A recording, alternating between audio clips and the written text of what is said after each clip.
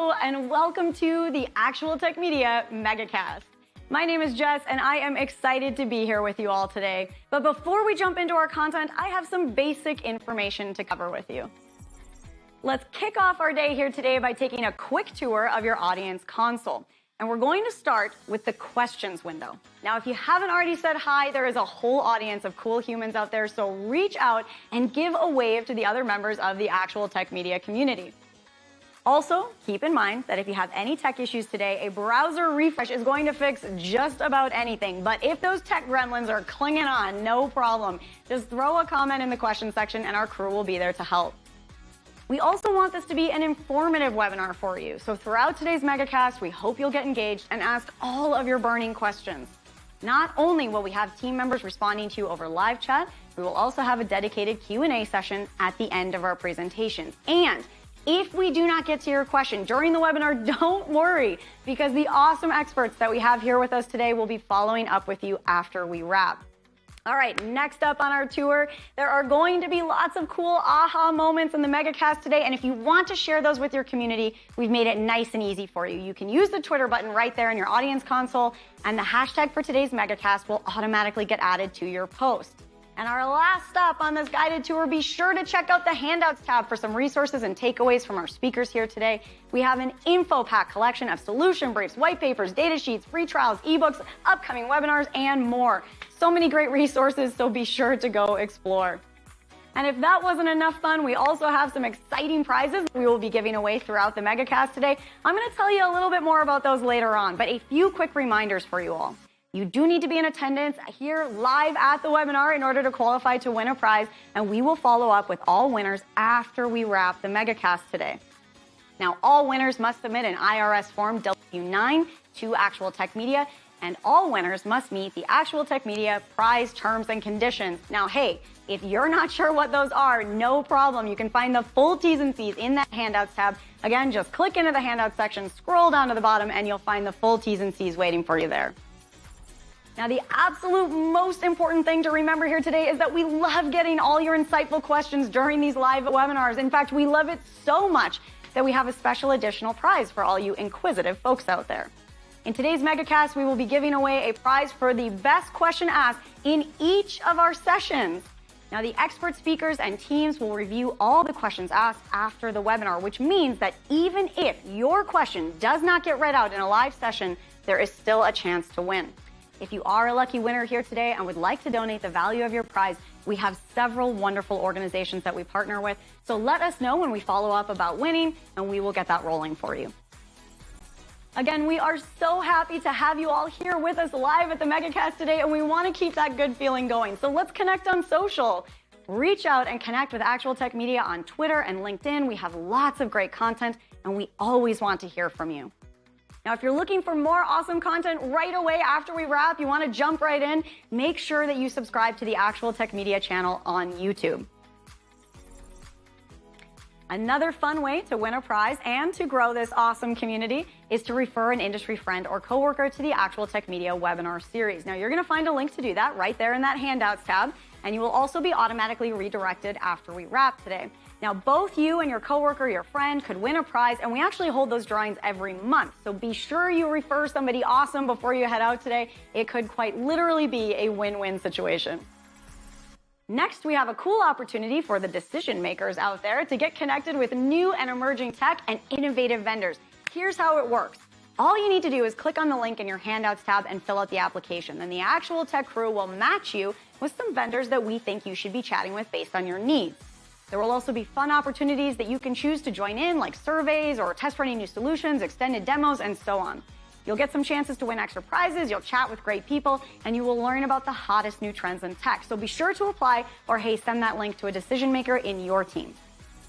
Now, I want to take a quick minute here to remind you about one of my favorite resources, and that is ransomware.org. You can find everything you need to know about ransomware, how to prepare, how to prevent and recover. The site is jam-packed with information, helpful tips, checklists, strategic approaches, case studies, everything you need in one place. So wherever you are in your ransomware preparedness journey, there is something for you at ransomware.org. So go check it out and start exploring. All right, I have one more exciting resource I have to tell you about today, and that is the Gorilla Guide Book Club. It's going to give you access to free enterprise IT books offered by top industry experts, so you can stay up to date on trending enterprise technology. And yes, these books are going to work on your Kindle, your mobile device, and they are completely free, super easy. You can download these awesome resources at gorilla.guide, and there's a link for you in the handouts tab as well. Okay, well, we've covered a lot of important things already, and I don't know about you all, but I am excited to dive in. So let's get rolling. All right. Well, I hope that you guys are all ready and pumped up, because today we are talking about architecting the pillars of IT in 2024 and beyond. Those of you who chimed in for our last MegaCast know that I promised not to make too many Buzz Lightyear jokes, but come on, there will be a few. Anyways, that's right, my friends, 'tis the season, and I don't mean for decorating pumpkins, definitely not for hanging a Christmas tree, no matter what the retail stores are trying to tell us. I am not ready for that last one, but it is the season for thinking ahead. So if you are not already planning for 2024, and my guess is that most of you are, then it is probably next on your to-do list. And either way, we can get you a jump start on that strategic and forward thinking right here together today on the MegaCast. So break out the coffee, grab your notepad. Now, regular listeners know that I always have my handy dandy trusty actual paper notepad with me at these awesome events. But whatever you're using to keep track of all the cool things you're learning, get ready, get pumped, because we're going to be talking about AI, ML, cloud, data protection, threat actors, trends, and innovation, really just everything. I am so excited to get into this conversation today. And we have some incredible experts here with us from Vast Data, Catchpoint, Red Hat, Rubrik, OutSystems, ReliaQuest, and Zerto. That is an all-star lineup right there. This is going to be a great day. I cannot wait to get started. So let's dive right in. I'm going to take a quick step back and reintroduce myself. Oh, I see Michael says, I'm ready. Michael, good on ya. Me too. Pumped and ready. Again, my name is Jess Steinbach. I'm a moderator here with Actual Tech Media. We will also be joined by my friends and fellow moderators, Scott Becker and Keith Ward. They're hanging with us on live chat. I think Scott's going to come in and chat with one of our speakers today. So lots of good stuff coming at you. Speaking of good stuff, let's talk about prizes. Today on the MegaCast, you could win one of 3 new 15-inch M2 MacBook Airs, and we will be giving away a $300 Amazon gift card every 30 minutes. That is a whole lot of awesome coming at you. We talked about the T's and C's a little bit at the top of the webinar here today. If you do have any questions about those terms and conditions, they are in the handouts tab for you. The most important thing to remember, though, is that you do need to be here live and present with us at the MegaCast in order to win. All right, my friends, well, let's get things rolling here and get into some of our awesome content. We are going to kick things off with a familiar face here on the MegaCast, and many of you will know this gentleman from his work on YouTube. That is, of course, the one and only Ned in the Cloud. Ned Bellavance, Pluralsight author and MVP, is here with us today. And Ned has a whole bunch of cool stuff lined up for us talking about these pillars. I cannot wait to hear what you have in store, Ned, as always. So I'm going to hand things right on over to you. Take it away, Ned.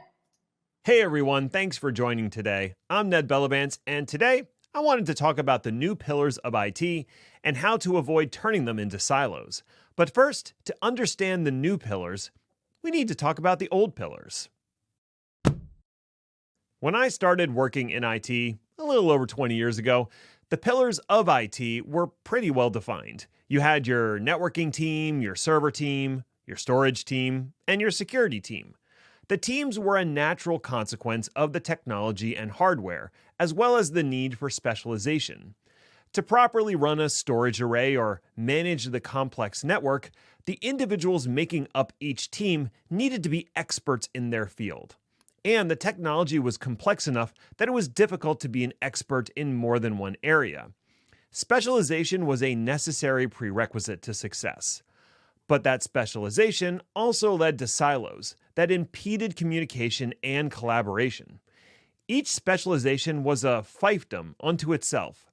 And in the more toxic environments, each team was in competition with the others for resources, budget, and headcount. Each group started to feel that only they possessed the arcane knowledge to keep the business running. They overestimated the complexity of their systems while undervaluing the contributions of other teams and failing to see the bigger picture. The bigger picture was the needs of the business at large, and not just the needs of the individual teams. Of course, that wasn't the case in every organization. Smaller shops couldn't afford the silos and specialization that came with large organizations. Individuals had to be generalists, and they had to be able to work across the pillars of IT. And at some large organizations, they found a way to break down those silos and improve collaboration. The larger organizations who couldn't find a path to success began to stumble and be outpaced by newer entrants to the field who hadn't calcified into a dysfunctional mode of operation. The landscape of IT began to shift, and the old pillars began to crumble. The first major disruption to the pillars of IT was virtualization. Virtualization allowed for the consolidation of workloads onto fewer physical servers. By necessity, virtualization admins had to have a working knowledge of the underlying hardware, the operating systems, the storage arrays, the networking, and even the applications running on top of the virtualization layer. As someone who worked as a virtualization admin for many years, I can tell you that the storage and networking teams were not super happy about this. At the same time, the technology behind each pillar was becoming commoditized and simplified. Storage arrays were offered with simple web interfaces. Networking products were standardized and abstracted. And even the server hardware was becoming more and more standardized and easier to deploy.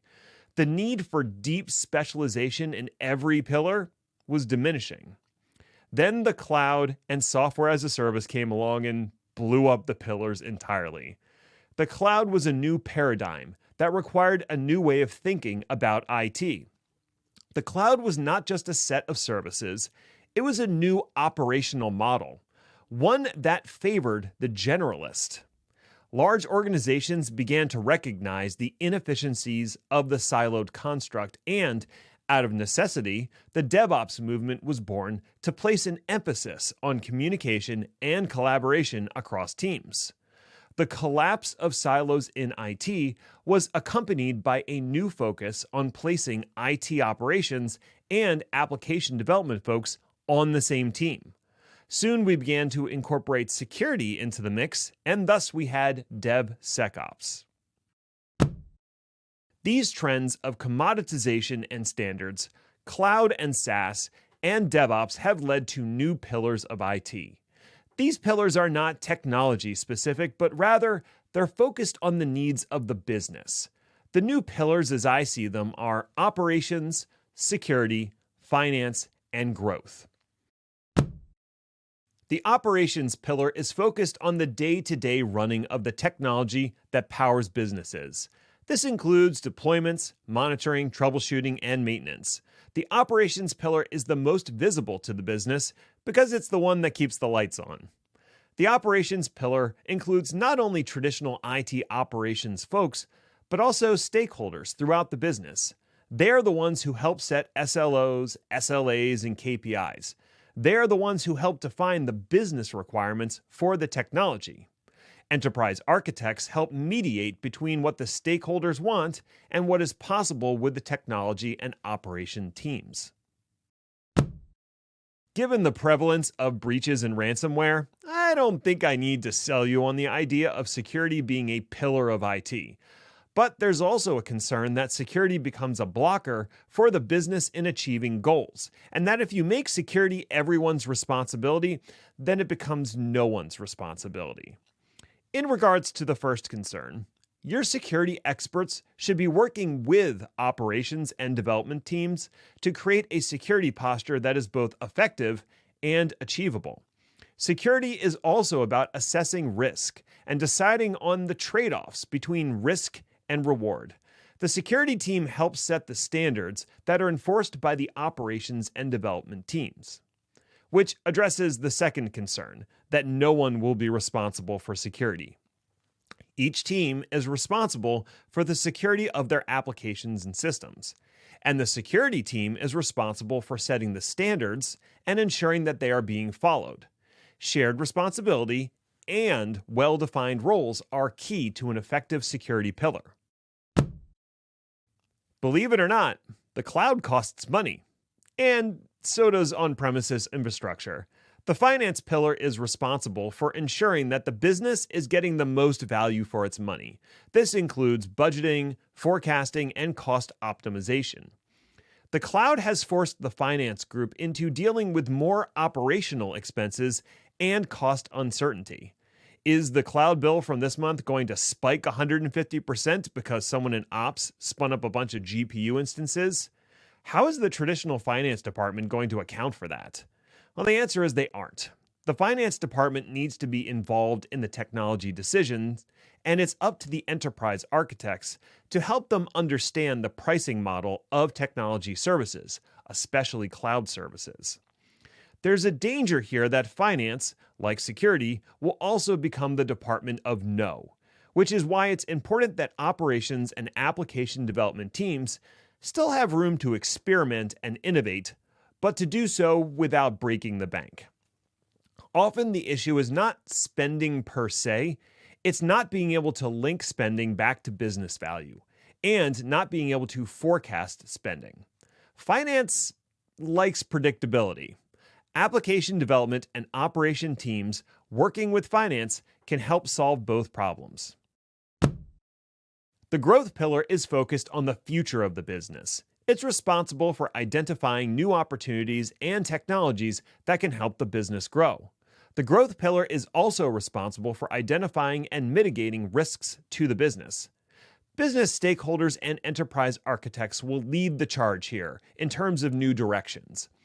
They will work with the operations and development teams to identify new technologies and opportunities. Development teams need to be free to experiment with new ideas and iterate on them. Operations teams need to be able to support the new technologies and provide feedback on their effectiveness. As you might have noticed, each pillar is not a technology or a team, but rather a function that is shared across the organization. The new pillars of IT are focused on the needs of the business and not the needs of the individual teams. What that means is that the new pillars of IT are not silos. They are not fiefdoms, and they're not in competition with each other. They are all working toward the same goal, which is the success of the business. At least, those are my thoughts. What do you think? If you'd like to continue the conversation, I can be found on LinkedIn or at nedinthecloud.com. Thanks for watching, and enjoy the rest of today's event. Ned, I always love that you invite everyone to continue the conversation, because that's what this is all about, right? You know, we come together, we have these really interesting talks, but our time together is somewhat limited on each of these topics, and there's so much more to dive into. So I hope everyone walks away from these MegaCasts and EcoCasts and summits and continues the conversations, whether it's with our expert speakers or with each other or with folks on your in your teams. But you know, getting those conversations started, that's a great part of our days here today. Oh, cool! I see Israel saying that they're going to connect with Ned. I like it. Already conversations starting. Okay, well, speaking of conversations starting, we have a poll question up on the screen for you here that we're a little curious about. And again, this is not any data that we're collecting for, you know, I don't know, specific purpose other than trying to understand where you're at in your journey. So what we're looking for, no wrong answers here, is just kind of, are you thinking short term? Are you thinking long term? Are you planning ahead? You know, we're talking 2024, so theoretically, we're all planning a little bit ahead. But are you needing to make urgent changes, or is this a little bit more theoretical, or maybe a little bit more longer term? So let us know kind of where you're at. And again, no wrong answer, just curious where your journey is. I'm going to leave that up for another second longer. Justin, I see you giving a high five to Ned. I agree.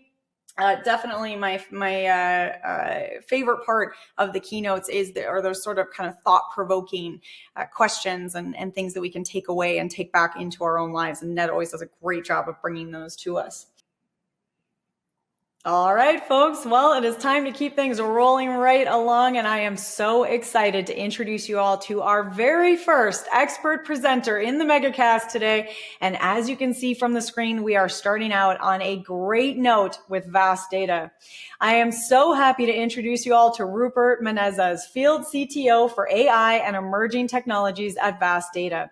Rupert, thank you so much for being here with us today to kick off this MegaCast. I am psyched that we get to start out with you today because I know that you are going to be focusing on AI, and that is pretty much the only way that we could kick off an entire webinar focused on looking ahead, right? That's the hot button issue heading into 2024. So let's get into it. Rupert, take it away. Thank you for that introduction. Hi, everyone. Welcome to an update on AI. I'm your friendly, vast field CTO focused on artificial intelligence and emerging technologies. Before we dive into the topic today, I always like to share this little snippet on how technology moves fast. Back in the day, Albert Einstein used to study with students and keep the same students for what we would consider a master's class today in physics. Over those 4 years, the students would be given a final exam to allow them to progress into the next year. One time in the second year, a teaching assistant noticed that the questions on the second year final exam were exactly the same as the first year. This perplexed the teaching assistant, who went back to Albert Einstein and said, did you realize that you've given the same questions 2 years in a row to the same students? To which he responded, yes, the answers have changed. We live in a world where technology advances at a fast pace. But in my opinion, the questions we ask, the questions we try to solve with technology haven't changed. All that happens over time as we understand more about the world around us and how to solve these questions, the answers change. So, who am I and why am I so passionate about this subject around artificial intelligence? I like to call it computational intelligence and emerging technology. Well, very simply, I'm that 80s kid that grew up watching Terminator and going, I don't know if Arnold Schwarzenegger is going to save us from Skynet. So I set off to say, how do I build an AI that protects us from Skynet? So I got my robotics, bachelor's in robotics back in 97. I guess that dates me. And I got a master's in AI about a decade ago, give or take. Did a lot of work in ADAS, which is really making those robots autonomous, a lot of power. How do you actually power yourself when you're moving, vision, communication, these things don't talk on their own. Lots of stuff around it, like wireless networking. Back in the day, there was no 5G, low power, high power stuff back in 1997, 2004. But along all that, I want to be clear. I'm a student and a practitioner in this space. I'm always playing catch up. I do not consider myself the expert or an expert. I'm always playing catch up to an ever expanding knowledge base. Hence why the questions remain the same and the answers always change. Well, without too much further ado, what's the latest in AI? It's not that AI is new. AI itself is 400 plus years old, or modern AI is about 60 years old. What's new today in 2023? Well, everybody in the technology space or outside the technology space is talking about ChatGPT. Everyone's talking about LLMs. Everyone has become an expert on AI. And every enterprise out there is rushing to use AI, specifically LLMs, now that they've seen the power of it with ChatGPT, and every organization wants to make use of that data. Well, what is a ChatGPT? What is a GPT? What is an LLM? That T stands for transformers. It was reintroduced by Google in 2017. OpenAI ran with it, released ChatGPT 3.5 in November 2022. Understand that there was a ChatGPT 1 in 2018, a ChatGPT 2 in 2019, then a ChatGPT 3 that took about 2 years, so 2021, before we got to ChatGPT 3.5 in 2022. All the while, technology is moving at a fast pace, and it's still taking longer and longer to train these models. Very simply, a GPT is just a pre-trained model that's generative as opposed to a searching engine. It generates text that resembles human written content, and it's been built using, on top of LLMs, using human feedback reinforcement learning. So why all the hullabaloo around ChatGPT, OpenAI, LLMs? Well, because of what it enables. In a very simple response, our AIs of the past were just literally search engines that took voice and did a search. You could type it in faster. Maybe it enabled you to do other things by just talking, but they didn't feel intelligent. They didn't feel like they could generate anything. That changed with ChatGPT.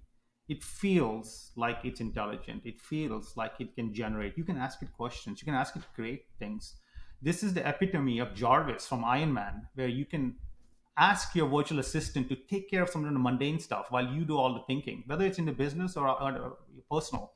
When you're in business, you can ask your virtual assistant to go and collect all the data, generate a report, and give you the results without you having to sit and try to figure out all the tools, all the access patterns. Who do you need to ask for access? Where do you get the data? Copy it. Why not let AI handle all that? That is what ChatGPT has opened up. Those virtual assistants. Who doesn't want a Jarvis so that they can build their own Iron Mans? I know I want one. Won't be as good looking as the actor too, by the way. What's the other thing that's changed is the snow globe of the AI world has been shaken. For the longest time, Google was the hair. That was the epitome of AI. There was the black hole where all AI talent went over the last 2 decades. By and far, they had the best, brightest, and they still do. But the slow and steady OpenAI and Microsoft beat them to the finish line on GPT, which Google reintroduced. So today, that would be GPT-4 and Bing. But not only that, AI and LLM has come into common parlance. Legislators are talking about it. They're worried about how they want to legislate AIs. Everyone's talking about it. Never before have we seen this kind of response to a technology, whether it's in the enterprise, whether it's personally, or whether it's out in government. Well, what's the complication, Rupert? This is awesome. We have technology that gives us a virtual assistant. Now we can do Jarvis. You can go build the, protector and savior of humankind easily. Oh, yeah, I wish. Well, we have at least 3 major issues, right? One is we've spent a lot of time collecting data and then putting it in silos. We've built moats and walls around our data. We did not democratize our data. Everybody has their arms around the data and they are trying to limit access. Enterprises generate a lot of data. They store it in silos and then forget about it and keep paying for it. Pretty much, right? 2, for the last 30 years, we've approached data as having a very small, short life cycle, a very small half-life of value. That means we focused on transaction processing, batch processing. We thought, AI data is only good for a short amount of time before let's put it off on something cheaper, faster, higher capacity, but really low performance. That was great for transactional processing models or even batch processing. Not so great for AI. AI shows us that data has the value in aggregate. That's really what we do as humans. When we first start off, we're collecting data on a head, but it's only to be hit about 18 years or 30 years, depending on who you are, that you have enough data in your brain, you go, oh, I understand better. This is the same thing with AI. It's a voracious consumer of data. And the more data, the better the science, the better than AI. Not only that, is these older systems are so brittle in all those silos that when you try to put the AI workloads on there, they tend to break because they were never designed for these highly random read requests coming from AI. So bottom line, 30 years of technology debt. And even if you're a modern company with modern, you probably at least have 10 years of technology debt around how you're storing data. I changed the slide. So the third thing is most organizations went with tiering as a cost control mechanism around data. They're like, oh, I need to store all this data. It's costing me money. It's a cost center. How can I store it most cost efficiently? Great from a cost perspective, not so great from an AI perspective. AI slows down when tiers are used. It's tiers, data tiering is the bane of AI. 10% cache miss is a 85% slowdown or a complete 100% stall of a data pipeline. That means the data pipeline has to stop. What does that mean? It means that your expensive investment or your expensive lease in the public cloud or your expensive investment on site in your data center is not being fully utilized. That means you spent all this money while the CPUs and the GPUs are sitting idle waiting for your existing legacy systems to provide the data. Well, what's the implication of all of these complications? What does that mean to our hopes and desires to build a virtual assistant internally or to make value use of that data that we have stored and we're paying for? Well, very simply, data is the modern gold rush. Lots of companies have got billions, not close to trillions of net worth by just collecting data. All enterprises generate data, and you're paying to store it, and there's a need to convert this data into a model, into science, into information, or call it gold, whatever your gold is. The implication, unfortunately, is that 70 to 85% of AI initiatives fail. Why is that? Well, AI is only as good as the data it's trained on. And if this data is locked up behind silos, you're not going to get to it. All that technical debt on all those older architected systems are not designed for AI. So they can't provide the data fast enough for the science to progress fast enough. And not only that, these older architectures, they tend to be brittle. So they fall apart at large scale, large capacity as AI requires. Well, not to be a downer. So there's obviously an answer to all of this. A modern data platform, something that takes all of your data, puts it in one place so that AI, as well as your existing transaction processing and batch processing and your applications, your legacy applications and your future applications can all access the data in the same place while providing you the control you need over it. So let's talk about the vast data platform.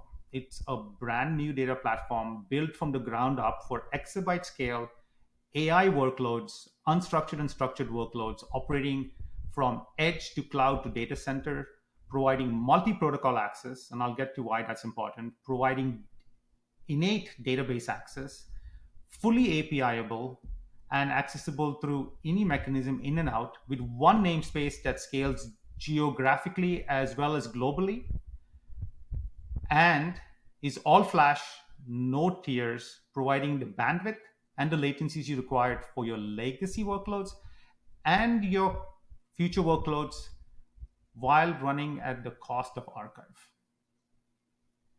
There's a lot we can talk about here with respect to the vast data platform. All I want to talk about is how it is a modern data platform without all of that technology debt and allows you to eliminate that technology debt and solve all of the problems you're facing today from the technology debt as well as going into the future.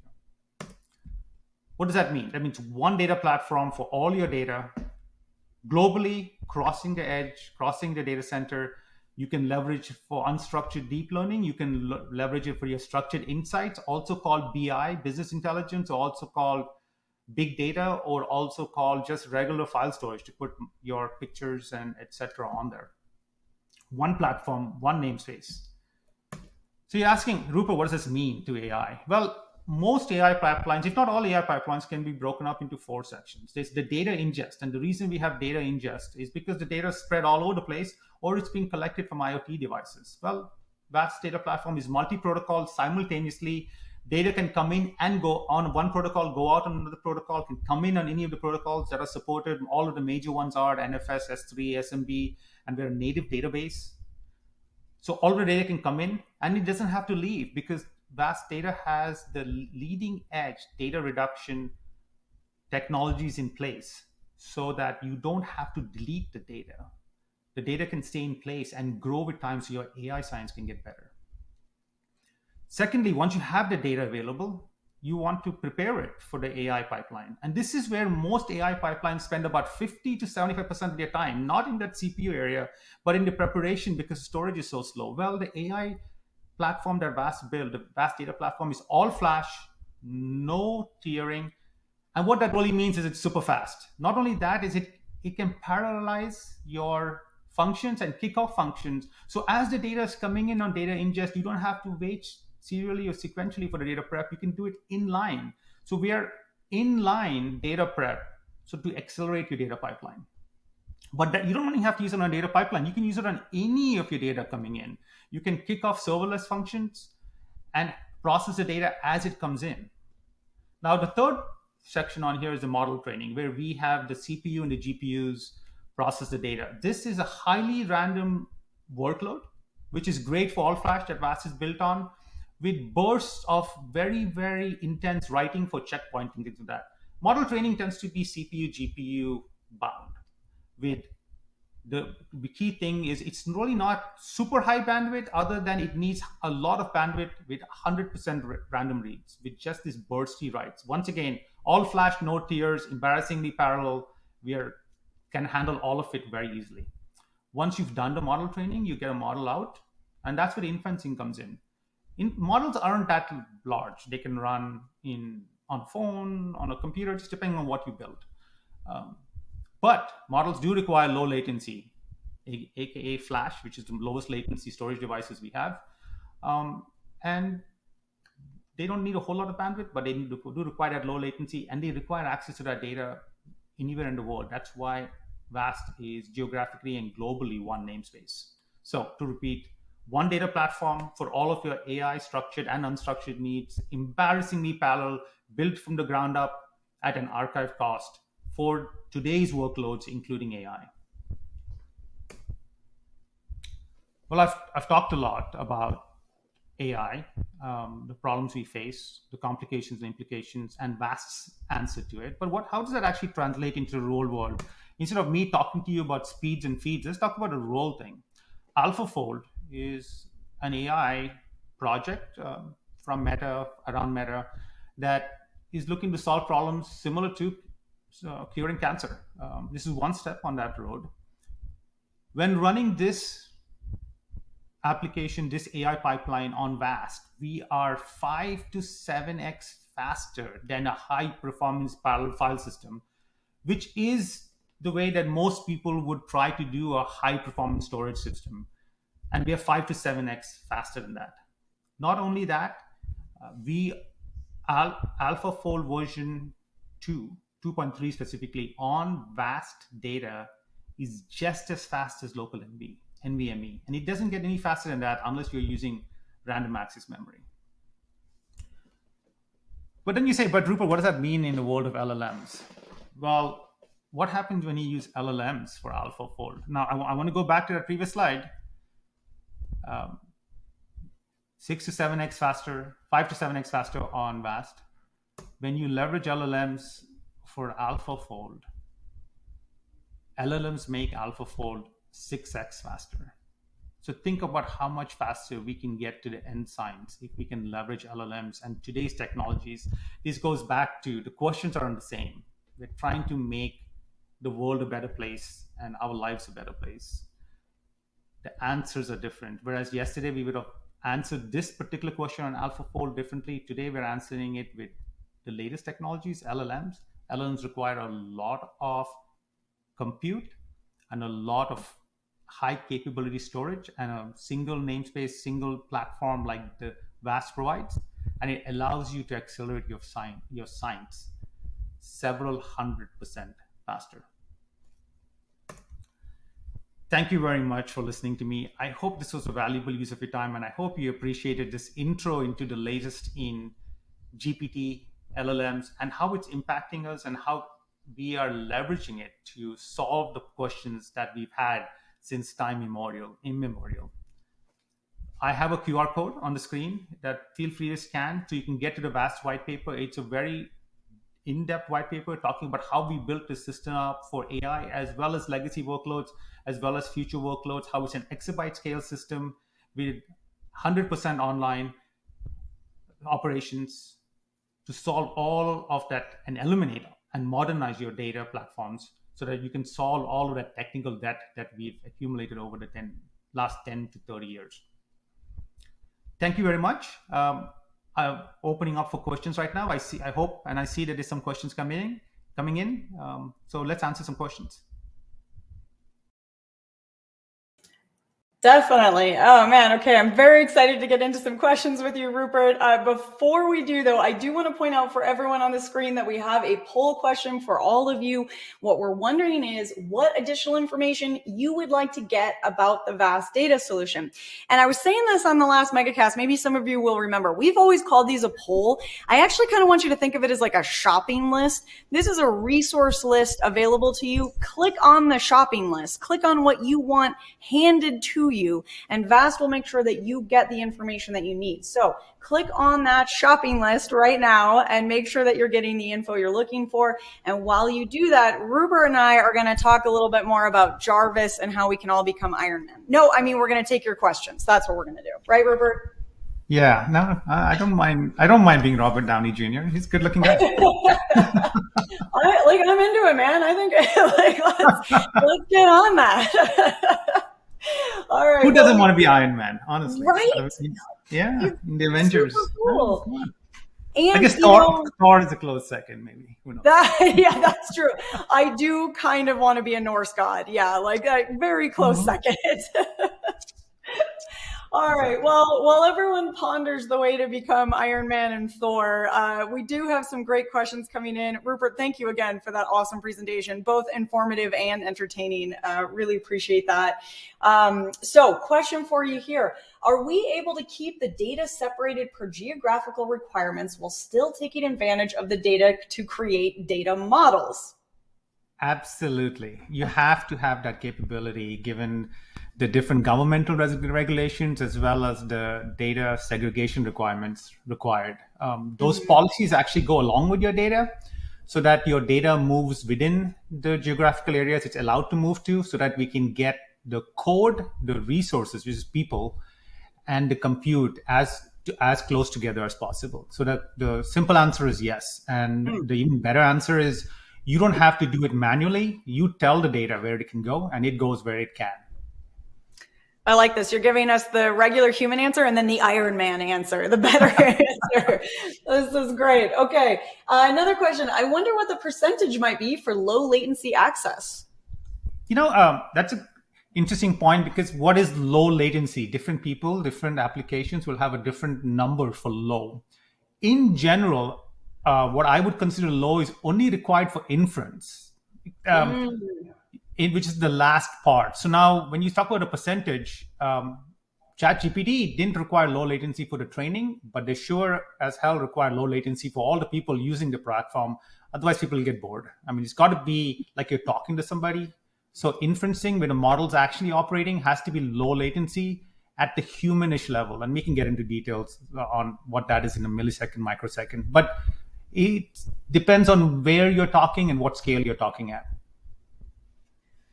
Well, that does seem to be, often the answer, right? is yes, and then I think the key learning from that is on those 4 stages of the pipeline, low latency really doesn't matter for the first 3. What you need is consistency, and you cannot have a break, because if you have a break in the IO being delivered, you'll have a stall, and stalls are bad. Go ahead. No, Rupert, we're getting close to the end of time. I'm going to ask you a question that is a big, giant question, and I'm going to ask you to give us like a 2 to 3 minute answer. Are you ready for that challenge? Yeah, absolutely. Okay. Is AI regulation coming? And if so, what is the likely outcome? No question about it. AI regulation is coming. Now, it'll be different in the different geographies, and my bet is that Europe will get there first, maybe China. I don't know for sure. But my bet's on Europe. That's a guarantee. I think it'll be much more consistent and well laid out across the entire EU and obviously China, whereas in the US it'll be a patchwork. Regardless of how it's implemented, it's going to impact velocity for AI projects. And the way it's going to impact velocity is you're going to have to keep data to prove that your models aren't breaking any laws. Those laws are going to be different, whether you're in Europe, China, India, wherever, in the US, different localities in the US. What that really at the end of the day means for anybody pursuing an AI project is you're going to have to keep mountains and mountains of data and plan for that cost over time. You no longer can say, oh, I'm just going to ship this data off into tape or some sort of bunkered storage, because the calls from these regulations are going to be to have the data live, available, so that they can test it, the model made decisions within the laws and the regulations. So now how are you going to handle these costs as data requirements grow with regulations? Wow, Rupert, I honestly didn't know if you were going to be able to fit an answer to that big giant question in 2 minutes, and you did. You nailed it. And obviously, there's lots more to dig into there. So we'll probably just have to have you come back on and talk to us more about that, and we can make more nerdy Marvel references. That sounds good. I can change to Star Wars or anything else. So just let me know what everybody wants. Okay, I'm next into one. it. Next one, we'll choose a different. I like it. I like it. All right, good, excellent. We've got lots in store for the audience. Before you leave us this time, though, Rupert, I do want to ask you, if somebody out there is really excited, wants to learn more, connect with you and the Vast Data team, what do you recommend as that first step? Go to Vast Data and look up our white paper. It's very in-depth. It's not your typical white paper, just a lot of fluff. It does have fluff, but it also goes into a lot of detail. And from there, you can reach out to any one of us. My email is rupert@vastdata.com. Email me anytime. Rupert, that was my favorite description, genuinely, of a paper ever. I mean, it has some fluff, but reasonable amounts of fluff. You need a little fluff. You do need a little fluff. Hey, there's a reason we put air in tires, because nobody wants to ride on tires without air in them. Rupert, you are blowing my mind today. Well said. All right. Well, man, I wish we could just sit around and talk all day, but we'll have to keep things moving. We'll definitely have to bring you back on. Thank you so much for starting us out on such a wonderful and fun note today, Rupert. This has been a blast. Awesome. Thank you so much. All right, and to everyone out there who's clicking on that poll, keep that up. I'm also going to encourage you to head on over to the handouts tab. Make sure you click on that Vast Data handout. You can see that demystifying AI IO performance. Go click on that and check that out. Speaking of some fluff, but not too much fluff, it's all there for you. A really great read. So be sure you've got that opened and saved for after we wrap today. Also, for those of you who asked questions that we didn't get to, we are going to make sure that you get some answers back to those. So keep those questions coming in on live chat. I know we have to move pretty quickly in these sessions here. So throughout the day today, keep the questions coming in. We'll try to get you all answers back on live chat as we go through. And then any questions we don't get to on live chat, you will get a follow-up email response as well. So you'll get answers no matter what. So keep those questions coming. All right, my friends. Well, I'm going to leave that poll up and I'm going to give away a quick prize. And then we're going to keep things rolling here. So to kick us off today, we have a $300 Amazon gift card going to someone who is here live and present at the MegaCast. And that someone is Cassia Trusty of Texas. Cassia Trusty of Texas. Congratulations. Now, as always, we will be in touch about claiming your prize after we wrap up the MegaCast. Don't forget that there are still lots more chances to win prizes. We've got those Amazon gift cards every 30 minutes. We have 2 more of the MacBook Airs to give away. Plus, there's that best question gift card from each session. So keep the questions coming in, because that means you are entered to win that best question gift card. Again, we review all of those after we wrap. So stay tuned for that. All right. Well, we are going to keep things rolling along. And as you can see, the fun is definitely picking up, continuing on. What a great day we have already. We get to chat with this dynamic duo, and that's Mark Teller, Product Marketing Director, and Bob Ruggiero, Manager of Solution Engineers, both at Catchpoint. Now, Mark, I know you've got some really interesting info lined up for us. Bob has a bunch of demos in the wings. We want to leave some time for Q&A. So basically, just lots of good stuff coming at you. No shortage of things to be excited about in this next session. I am going to hand things on over to you. Mark, take it away. Thank you for that introduction. As I mentioned, I'm Mark Teller. I'm a product marketing director here at Catchpoint, and I'm joined today by our resident technical genius, Bob Ruggiero, who is a solutions engineering sales director here at Catchpoint as well. And we're going to talk to you today about how you can counter internet complexity with AI-powered internet performance monitoring. So The internet is only getting more complicated. And it is also your new network. You go back 20, 30 years, maybe you had your own data center or you're actually buying software and installing it on servers. That's long, long, long in the past. Whatever you need, you've offloaded to a cloud service or some other third party, which is fine as long as the internet is working properly. And the problem with the internet, as I mentioned, is it is not only complex, it is constantly changing and it is very, very fragile. So maybe it's not going to happen to you. Wrong. Outages happen all the time, and they happen to the biggest companies. I mean, if you're looking at Fastly and Google and Akamai here on the right, in fact, a bit more recent, Salesforce has been in the news for multiple outages. It's really not a question of if you're going to suffer an outage, it's a question of when. And not just when, but for how long, how often, how bad is that outage, how much is it going to cost you, and most importantly, who's going to get fired for it. So here is an overly complicated graph that really sums up to the title here. The faster you can identify a problem, the faster you can resolve it, ideally before it impacts your users and your business. If we're looking at a timeline along the bottom and a number of errors on the vertical axis, you can see that a typical application performance monitoring solution is in gray there. It's going to take a lot of errors before it hits the APM error threshold and sends a notice that there's been a problem detected, and that takes time to fix, and that takes time to resolve. If you're using something like Catchpoint, for example, though, you are going to be able to detect a change a lot earlier. You're going to be able to respond to it, fix it, and resolve it much, much, much more quickly, usually before around the same time that an APM solution would have detected it. And what that means is all that gray area becomes time and money savings. So why is Catchpoint so different? What we do is something called internet performance monitoring, and this is very different from typical application performance monitoring or network performance monitoring. What we're doing is we're monitoring the entire internet stack. That's that thing over there on the right. Everything from your applications at the top all the way through the various different levels of the internet, be they marketing servers, be they core data transfer, right down to the last mile at the bottom.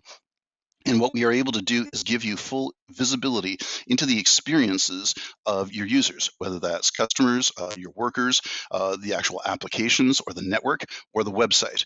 And you want to be able to see these before they impact your business. And we do that from the outside in, that means from the bottom up. So I've been talking for a minute or two now, and I haven't even mentioned AI, which is the point of this. So I'm going to give you a sneak peek at something else we do here at Catchpoint. Annually, we run a big survey that we call the SRE report, where we poll a whole lot of reliability engineers and ask them a variety of questions. This is still in progress, so I'm giving you a sneak peek at some of the early data that we haven't actually crunched or put into a formal output yet. So I stole this from my coworker who's putting this together.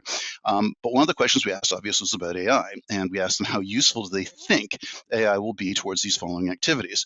And this was really interesting. Incident management, which is what I was just discussing a second ago, the vast majority, 65% of the SREs surveyed, think it is going to be moderately, very, or extremely useful when it comes to incident management. And in fact, the only two things here in this question that score higher are capacity management and expected writing code. So what that means is the industry expects that AI is really going to help with outages, and they are correct, because we're going to describe a couple of them while we go through here today. And I'm going to start with something called Internet SONAR, which is a new tool Catchpoint has developed as part of our Catchpoint platform. It is basically global at-a-glance visibility into outages all over the internet. So let's step back a minute, because I just talked about IPM and the internet stack. What's the difference between that and Internet SONAR, and why is it new? Well, Internet stack is monitored by Catchpoint using Internet synthetics, and that's your internet stack. So it's the applications, it's the connections, it's the third parties that you care about. If you're monitoring CDNs, it's your CDN, all right? And Catchpoint's going to monitor them all using synthetics and let you know if there's going to be an issue that's impacting your services or your business. It's your stuff. Internet SONAR, on the other hand, monitors everything else. So remember I said if Internet synthetics monitor your CDN, Internet SONAR monitors all CDNs. And what it's doing is looking for third parties that you may not necessarily be monitoring, and it's determining whether they're out, and it's giving you that information. It can do this because we have the world's largest global observability network, and I'll talk a bit more about that in a second. But that's our kind of secret sauce here. The advantage of this is it answers one question that every single IT team needs to answer a second there's an outage. Is this me? Or is this someone else that's causing the problem? All right. And to do that, we leverage not only that global observability network that I talked about, but also AI. And now I'm going to hand it over to Bob, who's going to walk you through a demonstration of exactly how we do that. Ray, Bob? Thanks, Mark. I want to start off the demo by building upon one of the things that you mentioned during your presentation. And it's the importance of being able to answer that question, is it me or is it something else? I often hear from many organizations that they only want to monitor what they can control. They don't care if third parties are acting up or having problem because it's something that they just can't fix directly. And while I sort of understand the basis of that reasoning, the fact is that's an antiquated mindset. There's just too much risk, whether it be from competition, impact to brand, loss of revenue, things like that, to not have a strategy that provides complete visibility across all the services that you rely on. And that's what I really love about our new solution, Internet Sonar. Without any configuration, we can proactively detect outages and performance degradation across different cloud providers and platforms, DNS providers, CDNs, and other marketing technologies. By knowing immediately after a problem is detected, you'll be able to take corrective action or institute contingency plans to minimize the impact of third-party outages before they impact your business and customers. So for example, right now we're looking at a live view of different outages that are happening around the globe as we speak. Issues with AWS, TikTok, Azure. There's always something that is going on that could be impacting your users and your customers. And very often what we see is that when vendors have problems or outages, it's not a wholesale or wide scale thing where it's down in all regions. There might be, micro outages that are impacting specific geographies and areas. And that's what Catchpoint is going to help provide visibility into. If I click into this filters tab, we can get a list or a look at all of the services that we're capturing and monitoring out of the box. So you can see services across different category types like marketing, CDN, IaaS and PaaS, unified communications. And when we talk about some of the cloud providers like AWS and Azure, what we're doing is getting pretty granular in terms of what we can actually look at within those services. So we're monitoring across different regions, and then within those regions, right, we can look at the specific services that are being hosted and provided in that area.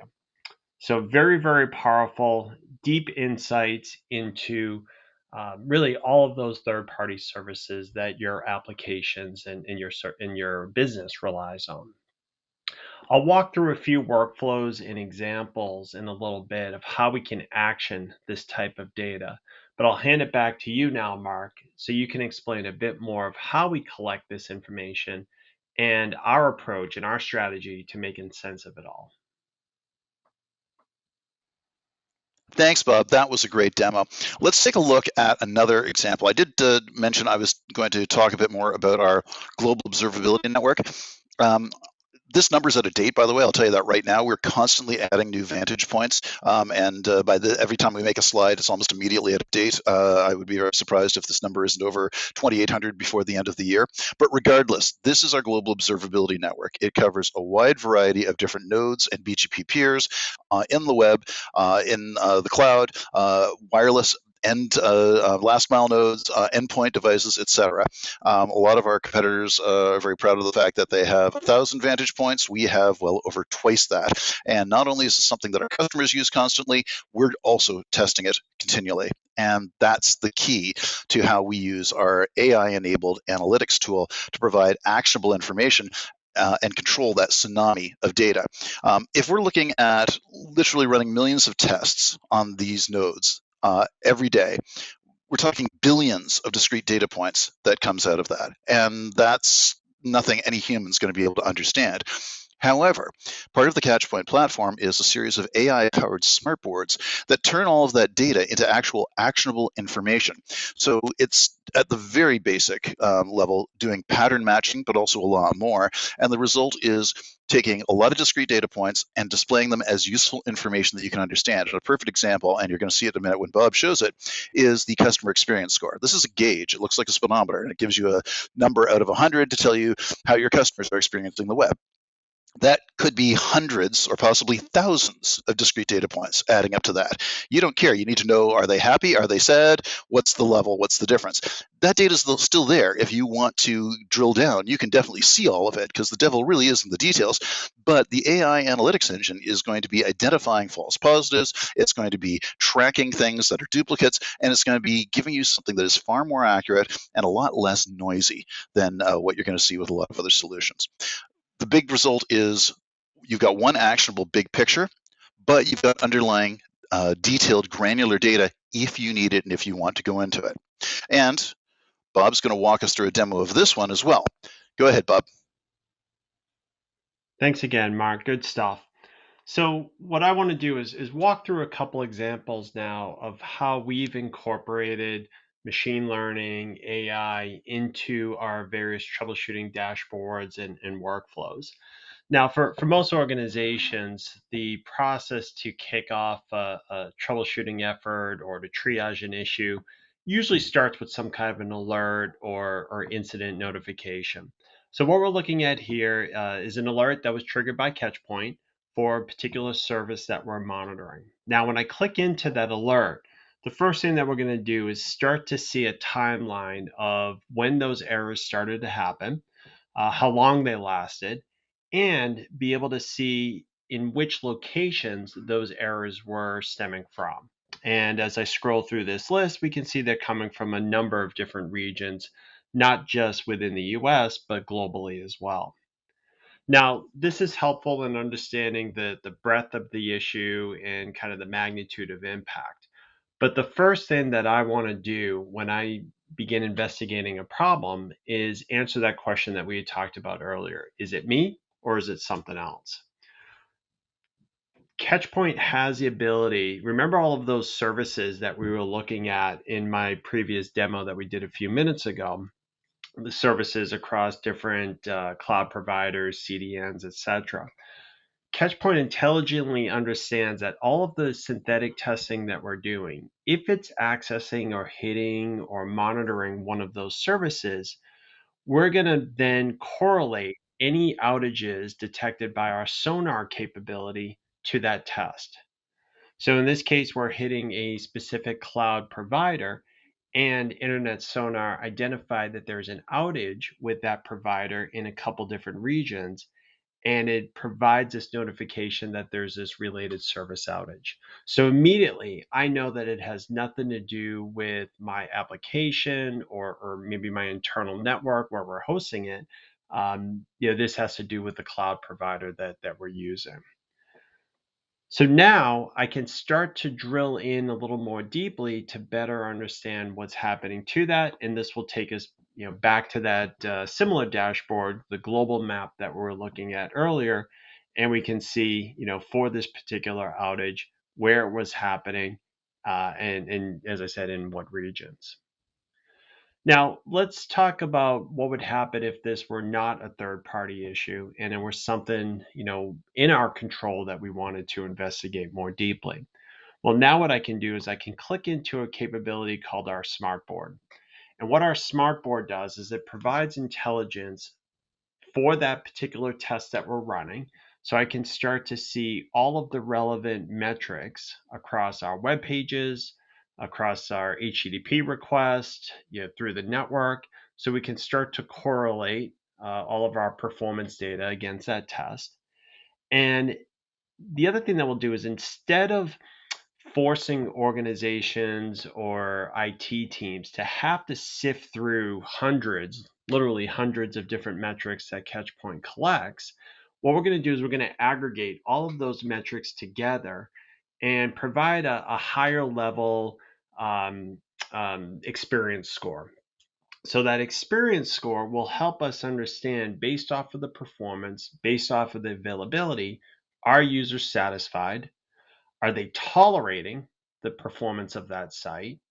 Are they frustrated with the performance, or is it just straight out failing? Meaning that the application of the service is not available. So right away, I can understand what our perceived user experience is based on the data and the metrics that we're collecting. The other thing that we're doing is we're bubbling up key events, meaning events that are happening in and around this time that help us understand what the problem may be. If there's a DNS issue, if there's downtime detected across the nodes that we're running from. And oh, by the way, right, we can also see in this particular case that there was this internet sonar detected outage that was happening at that time. From here, I can click further into our testing, and now we start to look at our scatter plot. And the scatter plot will give insights across all of the different tests that we've run. And I can click into any one of those specific records to get more details as to what happened. We'll have our waterfall chart that shows us any errors for all of the requests, all of the objects that were loaded on that page. And once again, if there were any correlating events, in this case, our outage detected by Internet Sonar, we're going to surface that right away. So all throughout this troubleshooting workflow, we have the data, we have the details, we have the insight to help you understand much more quickly where that problem is coming from, so you can bring in the right teams, avoid these very costly, war room situations. You've got the right teams that can fix the problem, or at least have the knowledge and expertise to bring in the right folks to fix that problem. Thanks for watching this, Mark. I'll hand it back to you. Thanks, Bob. That was great. Let's wrap things up here because I know we're running low on time. Just to tell you a bit more about us before we leave, we are the Internet Resilience Company. We've been doing this for over 15 years. I mentioned our observability network. It's the largest in the world. We have a huge customer base. Most of them I can't name, but we are trusted by over 300 leading brands, and we invented the Internet Performance Monitoring category. We are built by the experts for the experts. And next steps going on from here, if you'd like to learn more at us, please visit us. We're at catchpoint.com. There's an Internet Sonar link there as well if you want to learn more specifically about Internet Sonar, or you can not even bother going on the web at all and just email us at hello@catchpoint.com. So I know we're coming up on time. We need to reserve some time for questions. So thank you very, very much for being with us today. And in a second or so, Bob and I are going to take your questions. All right, perfect. We are ready to jump into some questions. Mark and Bob, thank you so much for that wonderful presentation. I love those demos. It's so cool to see a tool in action like that. So that was awesome. And I know the audience loved it too, because we have a lot of great questions coming in. Before we dive into them though, for all of you out there, that pull/shopping list is up on the screen for you all. And what we're wondering is, what is the additional information that you would like to get about the Catchpoint solution? So obviously we just got a great introduction from Bob and Mark. There's lots more to cover. This is your way to make sure you get exactly the information that will be helpful to you. So click on that screen, click on that poll, that shopping list. And while you're doing that, I think, Mark, we're gonna take some audience questions here. You ready to dive in? Absolutely. Can you hear me okay? I gotcha. You're right with us. You got a great radio Perfect. voice, Mark. We got to get you in a podcast. They tell me I have a face for radio. All right, well, let's start with this one here. How long do you keep the granular data used by your AI analytics engine? That's a good question, because we, by default, keep it for 3 years. If you want, you can select it for up to 7. And if you really want to do it longer than that, we can arrange for that as well. So nice, almost as long as you want. That's a great answer. Whatever you want. All right, let's try this next one here. Sounds like somebody's right in the middle of a project. We're developing an AI-based strategy that incorporates telemetry from several different monitoring tools in our portfolio. Good project. Does Catchpoint have an ability to integrate into other solutions and data lakes? Absolutely, and I like this question because we're killing a couple birds with one stone. I see a couple of the people asking specifically about APIs and public APIs. So yes, short answer, we do integrate with over 70 third-party solutions, and if you have another one, let us know. We'll probably build an integration for it as well. Our webhook functionality is very flexible. We can pretty much push data out into any other system that will support webhook, but there's also other possibilities. We are very hands-on and very technical. If you're interested, let us know. We can probably do it. And if you'd like to take a look at what we can do right now, you can go to catchpoint.com/integrations, and there's an entire list of everything we integrate with natively. Beyond that, give us a chat, and we'd be happy to discuss the details. Nice and easy. Okay, I like it. So far, we're getting a lot of "we got you" from this, which is nice to hear. Okay, how is Internet Sonar different from the status pages provided by cloud or CDN providers? Well, for one thing, it's real time. And in fact, we did an article a couple of months ago looking at how fast third-party providers tend to update and let their users know that they've had an outage. And it's minimum 20 minutes, can be hours, and a lot of the time it's never, because they've got a vested interest in not saying, oh, we made a mistake. So in general, what Catchpoint does is we use that massive observability network to test everything at all times. And when something goes down, you know about it immediately. So when you're dealing with something where your average outage can cost thousands of dollars per minute, if not more, and you can immediately look and go, okay, it's either my problem or it's a problem with the CDN, and then you can start remitting it. If you were looking at specific status pages, some of them are not updated until the organization is aware that there's a problem, and often they aren't. We're usually aware first because we're the ones who are testing and noticing the outage, or they find out when one of their users reports that there's a problem, which again, there's a long delay there. And a lot of them are even just using social media and looking at Twitter and Facebook and tracking that way. So either way, the shortest answer is it's going to be a long, long delay. Second answer is, and it's probably not going to be accurate or do anything to help you. Very brief story. We have a customer who is a well-known sneaker manufacturer. You would recognize the name and their logo. They went down. Their e-commerce site went down on Black Friday for about 5 hours, and they were losing millions and millions of dollars. And they spent 4 or 5 hours tearing through their own code until someone realized that their cloud provider had just put up a notice saying, "Sorry, we've been down for 6 hours." Obviously. Yeah, so that's something Internet Sonar would have immediately solved. Literally, first question, whose fault is it? If it's something else, we can switch. We can do another provider. We can mitigate that. If you're spending 4 or 5 hours desperately hunting for something that isn't there in your own code, that's a nightmare, huge loss. I mean, I don't even need to go into the amount of time and money that cost. So that's kind of the difference. And even if their cloud provider had done it within half an hour, you're still looking at millions of dollars lost during that half hour in the middle of the busiest internet shopping day of the year. Oh my God, sorry, Mark. went off topic a bit. No, you just gave me PTSD back to, I worked with an e-commerce company back in my early days, and the Black Friday, Cyber Monday panic of anything being down, sales banners not working properly, all of it just shivers up my spine. That's actually where the whole concept of resilience comes in, and that's one of the things that internet performance monitoring is built for, and that Catchpoint does better. I see one question here. Someone asked about the difference between internet performance monitoring and application performance monitoring, and whether there's an overlap, and there is. There's not really a duplication of efforts.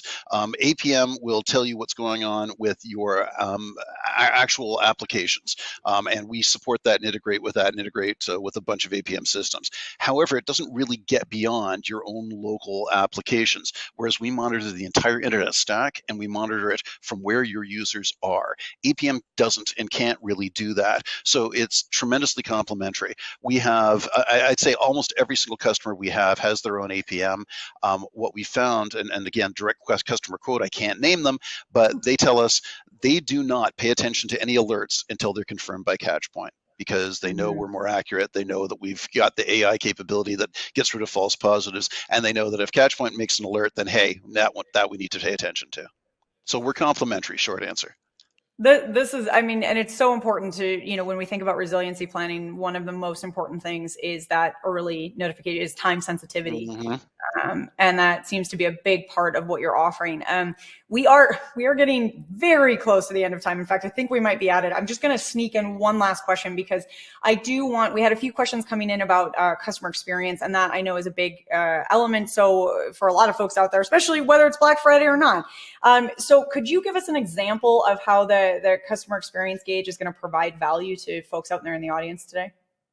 Well, absolutely. So, I mean, again, this is something we put together because it's something our customers requested, and it's important to have an at-a-glance, hey, are the customers satisfied or not? Are they getting a good experience or not? And the idea, because, again, there's a flood of data, but if you can look at one big speedometer on a dashboard and go, oh, that's an issue, that's fine. It tells you there's a problem and gets you thinking and gets you diagnosing. But the way we've designed it is if you click on that and click through, what it will tell you immediately after that is whether that bad experience is due to an application or a network issue. So for example, if the gauge is yellow, I can say, what's that? I click on it and it will drill down, and the next thing I see is information on whether that's, for example, an Office 365 error application or a DNS error. And both of those I'm going to approach completely differently. And that's kind of where that APM and IPM overlap comes in. We can tell you if it's an APM problem. We may not necessarily have the detailed tools to fix it, but we're also going to be able to tell you whether it's an APM problem or an IPM problem or a DNS problem or a CDN problem or something else in your internet stack that's causing an issue. So again, the goal here is give you the information you need at a glance and then let you drill through to more details and more and more and more details depending on what you're looking for, so you can make a fast diagnosis, and as you're saying, drop that MTTR so that you're resolving issues hopefully before you even impact your customers. Oh man, Mark, this has been so interesting, and honestly, I could keep this going with you all day. I know we've got lots more to dig into, but I think we are going to have to wrap it there. Before I let you run away, though, if somebody out there really does want to get started and jump in with CatchPoint, what do you recommend as step one? Get in touch with us. Visit our website at catchpoint.com, or even just email us at hello@catchpoint.com. Awesome. Nice and easy. I think you've got a couple of new raving fans or existing raving fans out there, because that was an awesome presentation. And I really appreciate both the demos and sticking around to answer some questions with us today. I know we didn't get to all of them, so we'll see if we can get you some answers back today on live chat, or just so that you know, Mark, Bob will get all of the questions after we wrap. So you will hear back from CatchPoint either way. Mark, thank you to both you and Bob for being here with us today. This has been such a fun chat. My pleasure. Thanks very much for having us. And to all of you out there who are clicking on the poll, keep that coming in. Keep that shopping list going. That's your Black Friday order list. So make sure you get your gifts coming your way. And I promise you, you will be very happy with yourself. This is your current self future self? Your future self is going to thank your current self by clicking on that, because you're going to make your life nice and easy. You'll just get all the info you need sent right to you. All right. Well, while you guys are doing that, while you're getting in any last questions, I will also remind you to click on the handouts tab. Be sure you've got the CatchPoint solution brief on customer experience, exploring how you can ensure that exceptional customer experience with CatchPoint. Obviously, that is what we're all going for, right? That exceptional customer experience. So make sure you've got that solution brief, download that, hold on to that, save that for later, because you will want to look back through that. It's a great follow-up to the conversation that we just had. All right. Well, I am going to go ahead and give away a prize because it is about that time. And I think this time we will do both the $300 Amazon gift card and that 15-inch MacBook Air. So let's see what we got here. Our next $300 Amazon gift card is going to Paul Brunk of Georgia. Paul Brunk of Georgia, you have won a $300 Amazon gift card. And our very first MacBook Air going to someone who is here live and present at the MegaCast. And that someone is Andrew Kosinuk of Colorado. Andrew Kosinuk of Colorado, congratulations on your new MacBook Air. All right, well, as always, we will get in touch about claiming those prizes after we wrap, and I'll remind you that there's more chances to win, plus that best question gift card coming at you from each one of the sessions, so keep those questions coming in, my friends. All right, Robert, I see you. Thanks for joining us. Sorry you got to run to another call, but we'll make sure that you get the recording after we wrap. Everyone's got busy days today, so I'm always so grateful for any of the time that we get to spend with all of you. All right, well, my friends, we are going to keep things rolling here because we have another awesome presentation in the wings. I am so happy to introduce you all to Valentina Rodriguez, Container Application Managing Architect at Red Hat. Valentina, thank you so much for being here with us today. I'm very excited to hear more from you about all the cool stuff happening at Red Hat. So I'm going to step back. I'm going to hand things right on over to you. Take it away, Valentina. Hello, everyone. Welcome to our App Dev Symposium. I'm Valentina Rodriguez Sosa, and I am a Container Application Managing Architect. I want to talk with you about application modernization with Red Hat Cloud Services. Our agenda for today is discussing the current state of modernization to understand what are the top customer challenges that we have seen when working with them through our modernizations and engagements. We want to help you build your modernization journey, but also accelerating this journey with success. So this is a survey, a results survey that was sent around 600 people across the US, UK, and APAC. Companies plan for more than half of their custom applications to be modernized within the next year. That is great news. So modernization is already here. But what about the other 50%? The other 50%, their customers are planning on migrating between next year or between the next 2 years, or it could be longer. So what is holding back companies to be where they want to be? Why companies are still not there? So we are all at different stages of modernization. We have seen companies going and customers going through these different stages. First, we start with evaluating, thinking the idea of why modernizing. We may have seen others doing modernizations, we had heard about it, and then we start thinking about it to ourselves. But then we start wondering, like, why should I do this? Or where should I start? Do I have the right resources to dedicate right now on this? And that will cost me money and time. So companies sometimes here are struggling whether to do it or not. Some of them have moved forward and they decided to move and start with this modernization. But they start wondering, like, am I on the right path? Like, where should I start? What should I do next? And others have achieved this and they have moved into proof. So some companies have been working on a set of applications they are trying to modernize. But then at some point they start wondering, like, have we achieved this with success? Am I on the right path? How I do it efficiently? And how I can scale this across my organization with automation? I realize maybe I have spent just too much time just proving this, right? And some of the problems that we have seen, because this has not been done efficiently or with the success, companies have started going back into the first step and start thinking about this again. And they start like, I wasn't sure about this, and now I'm spending so much time, and then I'm not sure if I want to continue doing this.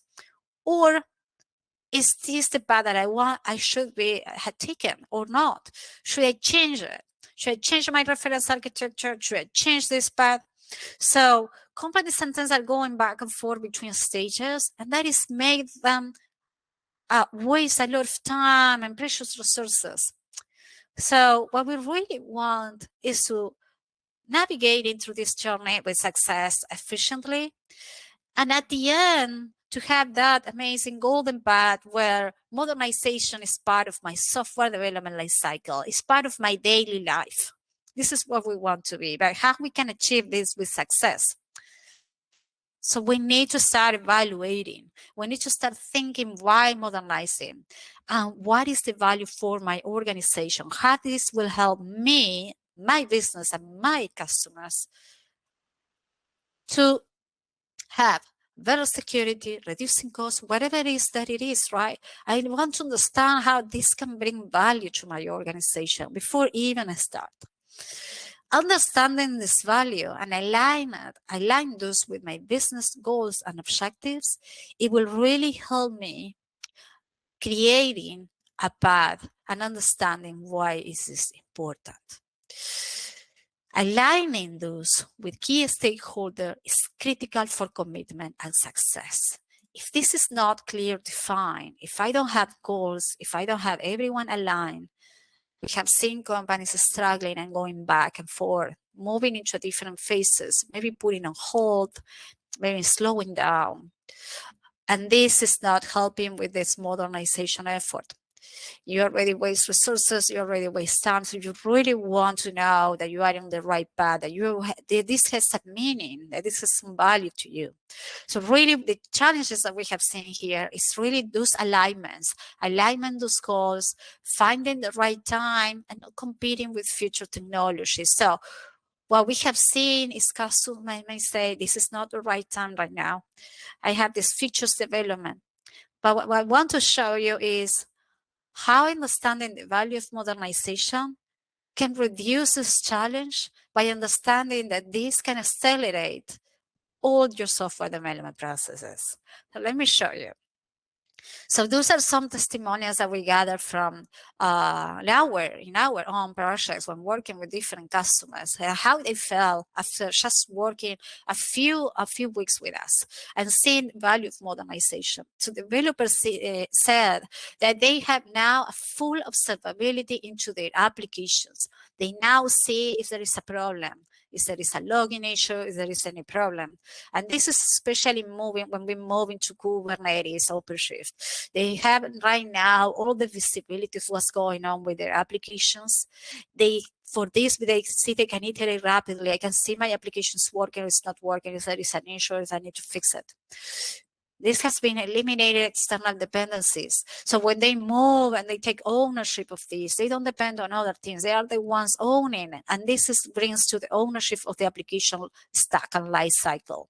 Reduce no permitted technology, decrease the time for change, and also improving the software development life cycle. This is what they have said, how they feel. Right now, I can be faster. I can deliver faster because of this. The skills on edge cutting technology, when developers start gaining more knowledge on modernization aspects, they see that their application, they can work faster, they can work smarter, and this level their talent up and their career progression. And leaders said that this contributes to talent retention because developers are happier. This is really, really amazing, right? So when we can do our job efficiently, the amazing things that can happen. So these are measures as well, real measures from some of the projects that we work with real customers when we gather information about the processes, right? So how was the before and how was the after? So what we have seen here is they feel the software development cycle sometimes where before doing modernization requires a lot of manual intervention. And that is not only the amount of steps, but the timing and sometimes even waiting for others for some information. Meanwhile, with automation, this can be speed up so much that it can be only for just a few minutes. We reduce resource consumption. We have been seeing this when moving, for example, into different platforms such as virtual machines to Kubernetes platform, OpenShift, right? We have seen that the cost consumptions and memory, the resources consumption as a whole is flexible. So you don't need this dedicated server. So this can save you a lot of money. The mean time to recovery, for example, while in some platforms you may need 60 minutes, 1 hour, 5 hours maybe, just to recover from maybe a network glitch or something like that, right? In OpenShift Kubernetes, for example, this is automatically, and there is a network glitch, your application will be automatically fixed and restarted. Scalability. What if I start receiving more traffic, right? They have this event coming. I know a lot of people will use my application or, this application that I will be releasing really soon. How I can be ready for all those users, right? So if you are in a more fixed environment, right, you may need to set up new servers and all of that. Meanwhile, if you are on a Kubernetes platform, that will be reduced by just 1 minute. You can just have one instance of your application at the click of a button, or could be even be automated. The time to market. So the time to market when you are waiting to deploy your application, it could take, and this has been said for customers, like it took me like 5 hours. Meanwhile, with this new platform with OpenShift, it was just 1 hour. And some customers has been even better. So it depends on your situation. The same with the rollback. What if I do a deployment and something fail? And so customers say, well, I need to call someone, and that will be at least 12 hours. And so here it's just, imagine the time that you are reducing from other people so they can focus on what they do best, right, on your business. And you can reduce just those all external dependency and be faster, deliver faster into the market, reduce operational time and costs, and having your developers producing faster into the market. So what brings us, right? This is an amazing story. Those are metrics that it could help you understand the value of modernization, right? When we look at modernization, we look at different things, right? Like such as your application server, your application web server, your application architecture, the platform that is running. So all those, your processes, right? All those things, right, needs to be put into account to build your modernization journey. And those metrics show you how much you can achieve and help your users and help your business. So based on that sample, what you can do is start creating your goals, to create metrics to measure success to your modernization journey. Once you have your clear goals, I want to be more secure. I want to deliver faster to my customers. I want to speed up the software development process because I have all these features, right, that I want to deliver faster. I want to accelerate my bug fixing. All of that is very important to you. I want to reduce cost, right? So all of that, right? We put all that onto account, we create this amazing plan, and then we bring everyone into the table. And then everyone's agreed that this is important. This is important for us. It's important for the business. It's important for my end users. I want to do this. And there is commitment, right? And this will help you with the conflicting priorities coming after, because we remind ourselves that this is very important. We need to do this, right?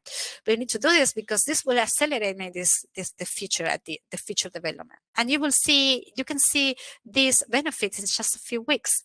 So this is your definition of success, and it's very important to help you have this before start with anything. Once everyone aligns, we want to do this, where should I start, right? Am I on the right track? So we have here, what we want to present to you is an application modernization approach, and this is applicable to, so here it says containerization is applicable to any modernization journey or migration journey that you may be in right now. So what we will be talking about is a tool that will be automating most of this, right? So we start with navigating and assessing your organization as a whole, your operations, your applications, to understand where you are right now. Rationalizing all this information to create migration decisions. So here you have different things that may happen to your applications. You may decide that there are applications that you may don't want to change right now. I don't want to change this application, or I want to retire this application. I need to rewrite it from the scratch. I want to modernize it completely. Maybe you want to retain it. Maybe you don't need that application anymore. Maybe that application is no longer valuable to your business. You may decide, okay, let's rehost this application. This is like the minimal effort, right? You just move your application into a different platform. You may re-platform as well this application by doing minimal code fixes, and we have been seeing this, how I can take a better quickly advantage of Kubernetes platform, OpenShift platform really quickly. Well, let's do minimal source code changes. What if I want to move my monolith application into microservices, and I want those then to containerize my microservices? So I want to refactor all these, and that may take more time.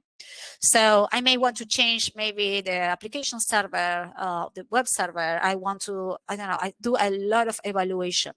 So I need to understand first the landscape of my application portfolio, where I am. I want to know where is that I want to be based on my goals that I created from the beginning. And based on that, I can start analyzing and creating patterns. Once you are here in those migration decisions, you may be doing a sort of assessment of, okay, what are the risks that I will be facing here? How much time this could take me? So what we want to do is to do a pilot. What we call a pilot is you select a set of applications that are different, and we call migration patterns. That will help you create your migration patterns to evolve on what is called a plan and then scale it. So those migration patterns will determine the different type of applications that you have. So focus on the most critical applications that are critical for your business. If you have .NET applications, Java applications, Node.js, React, Angular, right? Any type of applications, consider all those. If you have different applications architectures, like maybe one is an API, maybe other one is a job, batch job, or maybe another one is just a UI, right?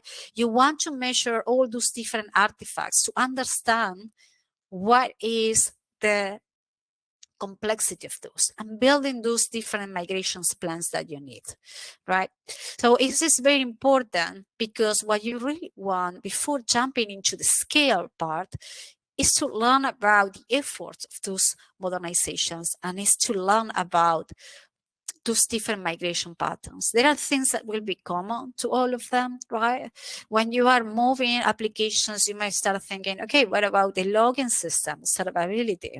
But then there are specifics, like I am connecting to this database, right? Or I have this Java. What is the application server that I will use with this one? So all those different things will help you understand where you are, but also prove. Once you move those applications into your modernization journey, it will help you prove, and you can measure back or adjust your plan and look at, yes, is this providing me with more security that I wanted? Is this giving me the acceleration software process that I wanted? Once you are proving, prove it quickly, so you can adjust your plan as needed, and then you can move to the scale. So here is this one here is very critical to prove that this is working, this is where we want to be, and we should be moving forward. Don't move to the scale without knowing if this is the right path for you. So this is very, very important. Okay, let's move on to the next one. So how we can do this? We want to assess your application. So how we can assess your application? We go to, well, we'll be presenting a tool that you can do this. It will save you a lot of time to help you categorize and prioritize your applications that will be helping you assess and rationalize this. So with what I can do that, so we are taking advantage of the conveyor community, which is a lot of people that are bringing together, that they are passionate to help customers like you to modernize and migrate your applications. So at Red Hat, we had built what is called the migration toolkit for applications. We are releasing in a few days version 6, which has a set of applications assessments and application inventory, that it will help you to do all of that, assess and prioritize and understand your application landscape and detail. So this is great, right? Amazing. What else? So what if I want to move my application between different Kubernetes clusters, different OpenShift clusters? So I have the migration toolkit for containers. What if I want to move from a virtualization to OpenShift? I have migration toolkit for virtualization. What if I want to move an application that's not yet on a Kubernetes platform, or maybe it is, but I want to move it into OpenShift? So I have what is called the move to queue. So all these tools will help you with the automation process. So we were thinking how we can automate this in order to accelerate more my migration journey, right? So once you prove use migration patterns, you can start taking advantage of this tooling to really accelerate your journey and do it in the right way. The migration toolkits for applications, it will provide you migration guidance for any path of your migration. Even if you want to move to containers, or you want to do a change of your Java version, you want to move into a different modernization journey, a different web server, or whatever it is that you're looking for, or different Java library, it will help you. It will gather insight. It will introspect into your source code, and it will help you understand what is the complexity and how much work is that you need to do in order to have your application move and modernize it. So this is really amazing application. It provides in a few days, as part of the MTA, it will have this application inventory as well, that it will be allowing you to create your applications here. And it will ask you, the applications can be, so here there is a place that you would have your portfolio of application. What it says here is kind of a hub where you have everything for your modernization journey. You can create your own tags to tags and group your applications. You can link applications to business services. You can be applications dependencies can be managed as well. So how this will work, you will have an assessment, a questionnaire, right? They will assess your applications for suitability for modernization. These reports will provide you a suitability for these applications to be containerized. So how it will do that? So here it will show you the risk. It is low, it is medium, high, and it will show you as well for each of your answers what was the decision. So it really provides you information about the plan, effort, priority, and dependency. So this is a really good tool to help you speed up your process, understanding where you are, and having a tool that help you scale this migration process faster. With this, what we really have is, and you really want was, how can I scale this across my organization? So you want to create what we call is sort of a factory model. So how we can do that? So we say that we want to have this plan. We want to assess our applications. We want to do a pilot and prove that we are on the right place. But how I can scale this? So once you build those pilot application, you establish this adoption core team, which is creating this factory model. So how this will work?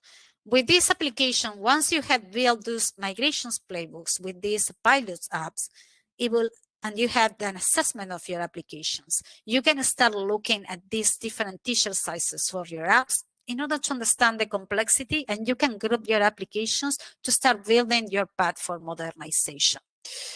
What you really want is to have really driving this adoption for modernization, owning the success by creating a measured approach for adoption. With this adoption core team, the ones that are starting these migrations patterns can help other teams to create this community of practice by sharing the knowledge that they created those migration patterns. And at the end, having champions for modernizations. And here, of course, we love containers and Kubernetes and OpenShift, of course. So having OpenShift champions, modernization champions that can evangelize across your organization and help others to succeed. So at the end, what you have is a built community with reference architectures. We have this adoption team that can help others bring everything together. But don't forget, all of this is part of processes, peoples, and helping with Red Hat help and this tooling that brings automation to create this repeatable process that can be automated, scalable, and do it in the right way. And at the end, to summarize, this will be your modernization journey. You start from the beginning, rationalizing, taking migration decisions, ensuring that this is your right path by creating pilots for this modernization journey. You will have this plan that you will be adjusting, and you can scale quickly by taking advantage of tools such as the migration tool for applications. And at the end, when modernizing is really part of your daily day. So how I can start with this, right? So please reach out to us. We are really passionate about resolving problems and helping customers like you on modernizing their the applications to help your business to succeed. So applications development discovery session, this is usually how we start. It's a 1 day, no cost, and we can start doing activities with you. There's really interesting opportunity to talk with Red Hat consulting architects and experts that can share their own experiences and provide guidelines for your journey. So we really want to help you continue succeeding in your modernization journey. And thank you so much for listening.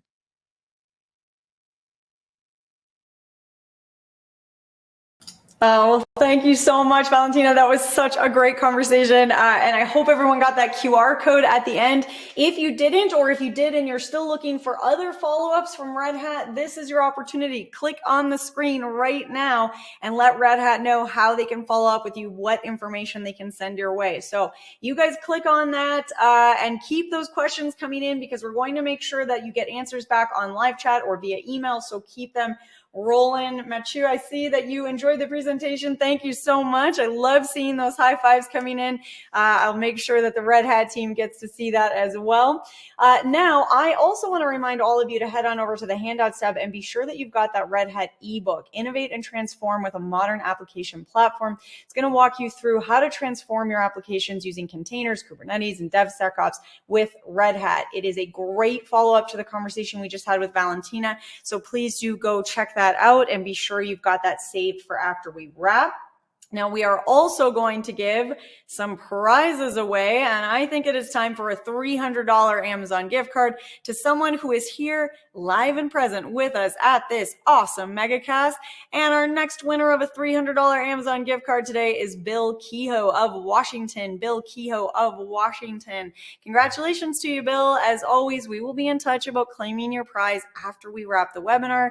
Now, don't forget, there are still lots more chances to win, lots more chances coming at you. And I want to remind you all that that best question gift card from each one of your sessions, we are taking a look at all the questions asked after we wrap. So you are still entered to win, even if we don't get to your question in a live Q&A session. So keep those coming. All right, well, last chance to click on that poll there. I'm stalling and leaving it up just a second longer. And all right, we're going to move things along. Okay, my friends, well, we are definitely keeping the fun times rolling on this cool MegaCast look ahead at 2024, coming up way too fast. And we are kicking things into the next gear here. I was trying to come up with a good Buzz Lightyear reference there. To rubric and beyond. Nope, that's not good. All right, I'm going to work on that. You guys listen to Leo. All right, so a familiar face here on the MegaCast for many of you who have joined us in the past, and that is, of course, Leo Vela, Inside Sales Engineer at Rubrik. Leo, thank you so much for being here with us again today. Always great to see you. I know you've got a lot of cool info lined up for us. Can't wait to dive in, so let's get rolling. Leo, the platform is all yours. Take it away. Hello, everyone. Thank you for joining me today. I'm very excited to be able to talk to you about Rubrik and how we can help you out with your ransomware recovery needs.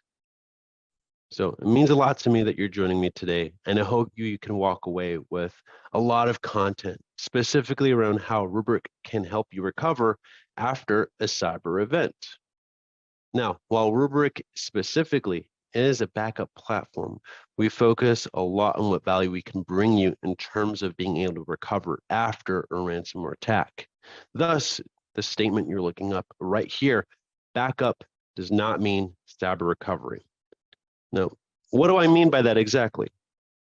If we take a look at the problem itself that's affecting businesses, it's that we're under attack by ransomware gangs.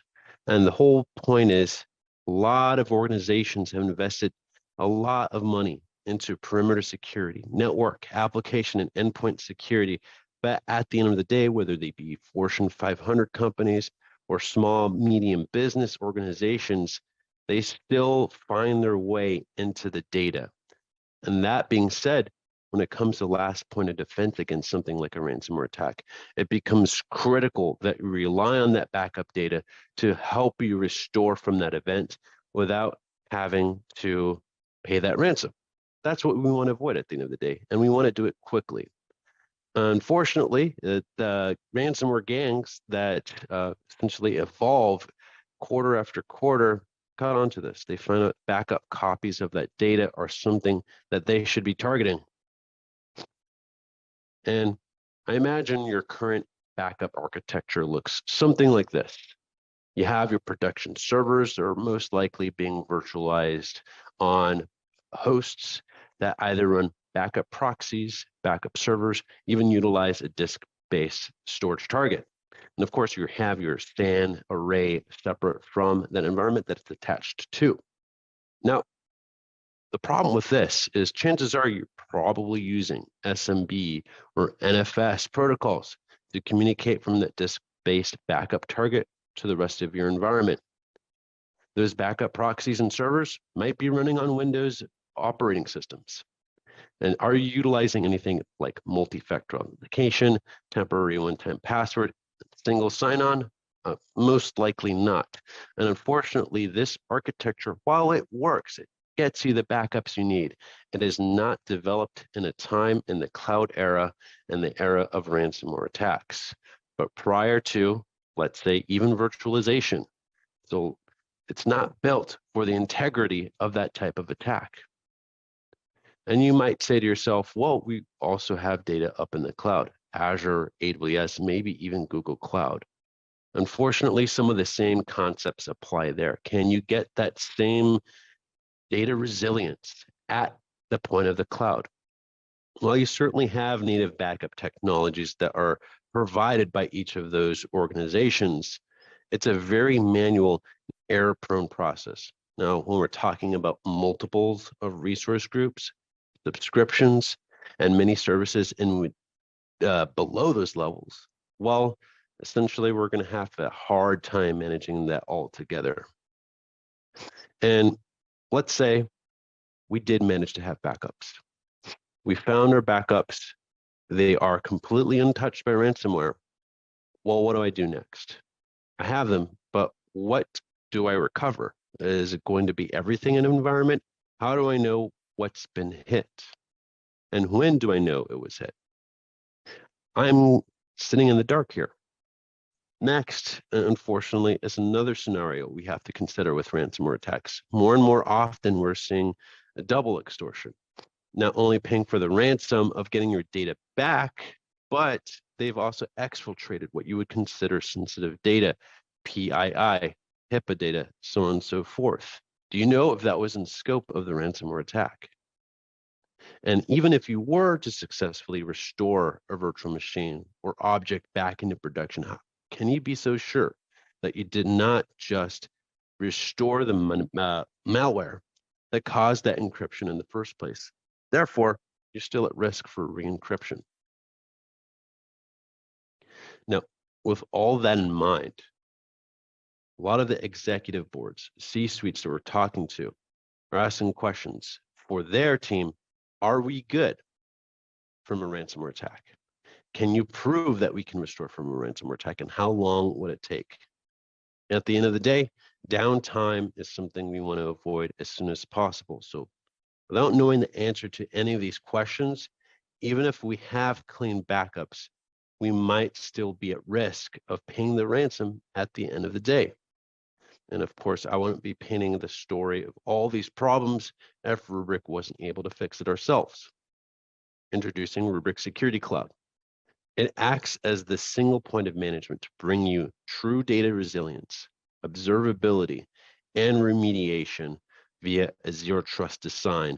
So we can utilize objects like multi-factor authentication, single sign-on capabilities, and temporary one-time passwords. Here's a little bit of how it works. Whether you're backing up your Azure, AWS, GCP environment, your on-premises data center objects like your hypervisors or bare metal servers, or your Microsoft 365 SaaS applications. What we're doing is we're providing the mutability at that first copy, along with a logical air gap. We're not communicating via SMB or NFS protocols, but rather through non-routable API calls. Our file system is append only. Once it's written on to the system, it can no longer be deleted, overwritten, and of course encrypted. and we're utilizing the metadata of the backups via a time series of data in order to take this protection even further. Now, this in all is what we consider modern data protection, but that's not where Rubrik stops. With the usage of metadata and time series data, we're able to utilize more tools like encryption detection. Now, there's questions about whether or not what you knew to restore and when to restore. That's what the encryption detection is for. We're utilizing machine learning technology to analyze the metadata of the backups as we're ingesting them. So we know exactly what was encrypted, when it was encrypted. So when it comes to recovery, it's as simple as a couple clicks to get things back up and running in your environment. We're also able to use analyzers to discover what type of sensitive data is in your environment, where it's sitting, and how much of it there really is. So when you are hit by an exfiltration event, you know that one, you're safe because everything's encrypted and in exactly the place it should be. Then there's the question of, well, how do I know I'm not recovering everything back into my environment, including the malware? That's what we have threat hunting and quarantining for. We're able to utilize scanning via YARA rules or file hashes and patterns to detect indicators of compromise, essentially fingerprints that these groups leave behind. And when we find those indicators of compromise, we can find the true clean point in time to restore from and quarantine all those backups with the files that we have so we don't accidentally set it back into our environment for the risk of re-encryption. Thus, true, safe, and data resilience after a ransomware attack. And of course, it would be great to assess the risk of your environment and recover testing so you know exactly how long it's going to take to recover after a ransomware attack with proven numbers to give to, let's say, your C-suite, auditors, cyber insurance companies, so on and so forth. That's the Rubrik Security Cloud. So I've already covered this quite a bit, but if there's anything I want you to take away from, it's that everything's consolidated into one platform. Rubrik guarantees you the recoverability of data via the data resilience we're giving you with the immutability, air gapping, and zero trust controls, giving you the ability to test that resiliency to reduce risk. And of course, giving you visibility of those attacks to make sure that you don't waste any time after a cyber event. Backup is just a copy of your data, but having these capabilities is what gives you true purpose with cyber recovery. And you really don't have to take our word for it. I'm sure you recognize a few of the names on this slide here. More than 5,000 customers, each and every one of them that have experienced a ransomware attack and they're utilizing Rubrik, they've recovered all of their data without having to pay any of the ransom to do so. And of course, I want to go ahead and walk through a bit of a demo for you so you can get an idea of what you'd be getting with the platform itself. So remember, we're bringing data resiliency via automated backups. If you go to SLA domains, here is where we set up our backup environment. Click Create. Let's go ahead and click into vSphere VMs, and let's say we have a few SQL Server databases. All I have to do is name my business requirement for each of these objects, which, by the way, can be consolidated into just one policy. I don't have to stagger out backup schedules, create different jobs for different objects. If I want all of my VM machines, my VMware machines or SQL Server databases under one policy, I have that capability, but it's up to you to create that business requirement. For this example, I'll just choose a daily backup, which will retain for a month, and monthly backups, which will retain for a year. And after the first full backup of each of these increments, well, they're incremental forever. So there's smaller backups after that first time. So no more having to wait for those full weekly backups of multiple terabyte databases that you have to worry about lasting for a whole day with the whole potential of them failing. Just back up what's occurred in between those increments to slow down that backup time. Next is archiving. We don't want you to have to use the Rubrik device, the Rubrik cluster, for the entirety lifecycle of your backup data. We want to give you the capability to utilize the most cost-efficient storage out there. In many cases, that's the public cloud. So there's flexibility of whether you want to use AWS, Azure, GCP, object storage buckets, or even the opportunity to use Rubrik Cloud Vault, which is Rubrik's managed archival location, which on the back end is Azure Cool Tier Storage. So if I want to keep my dailies on premises, I'll uncheck that. But for my monthlies, after a 30-day period, it'll be sent into that archival target that I just configured.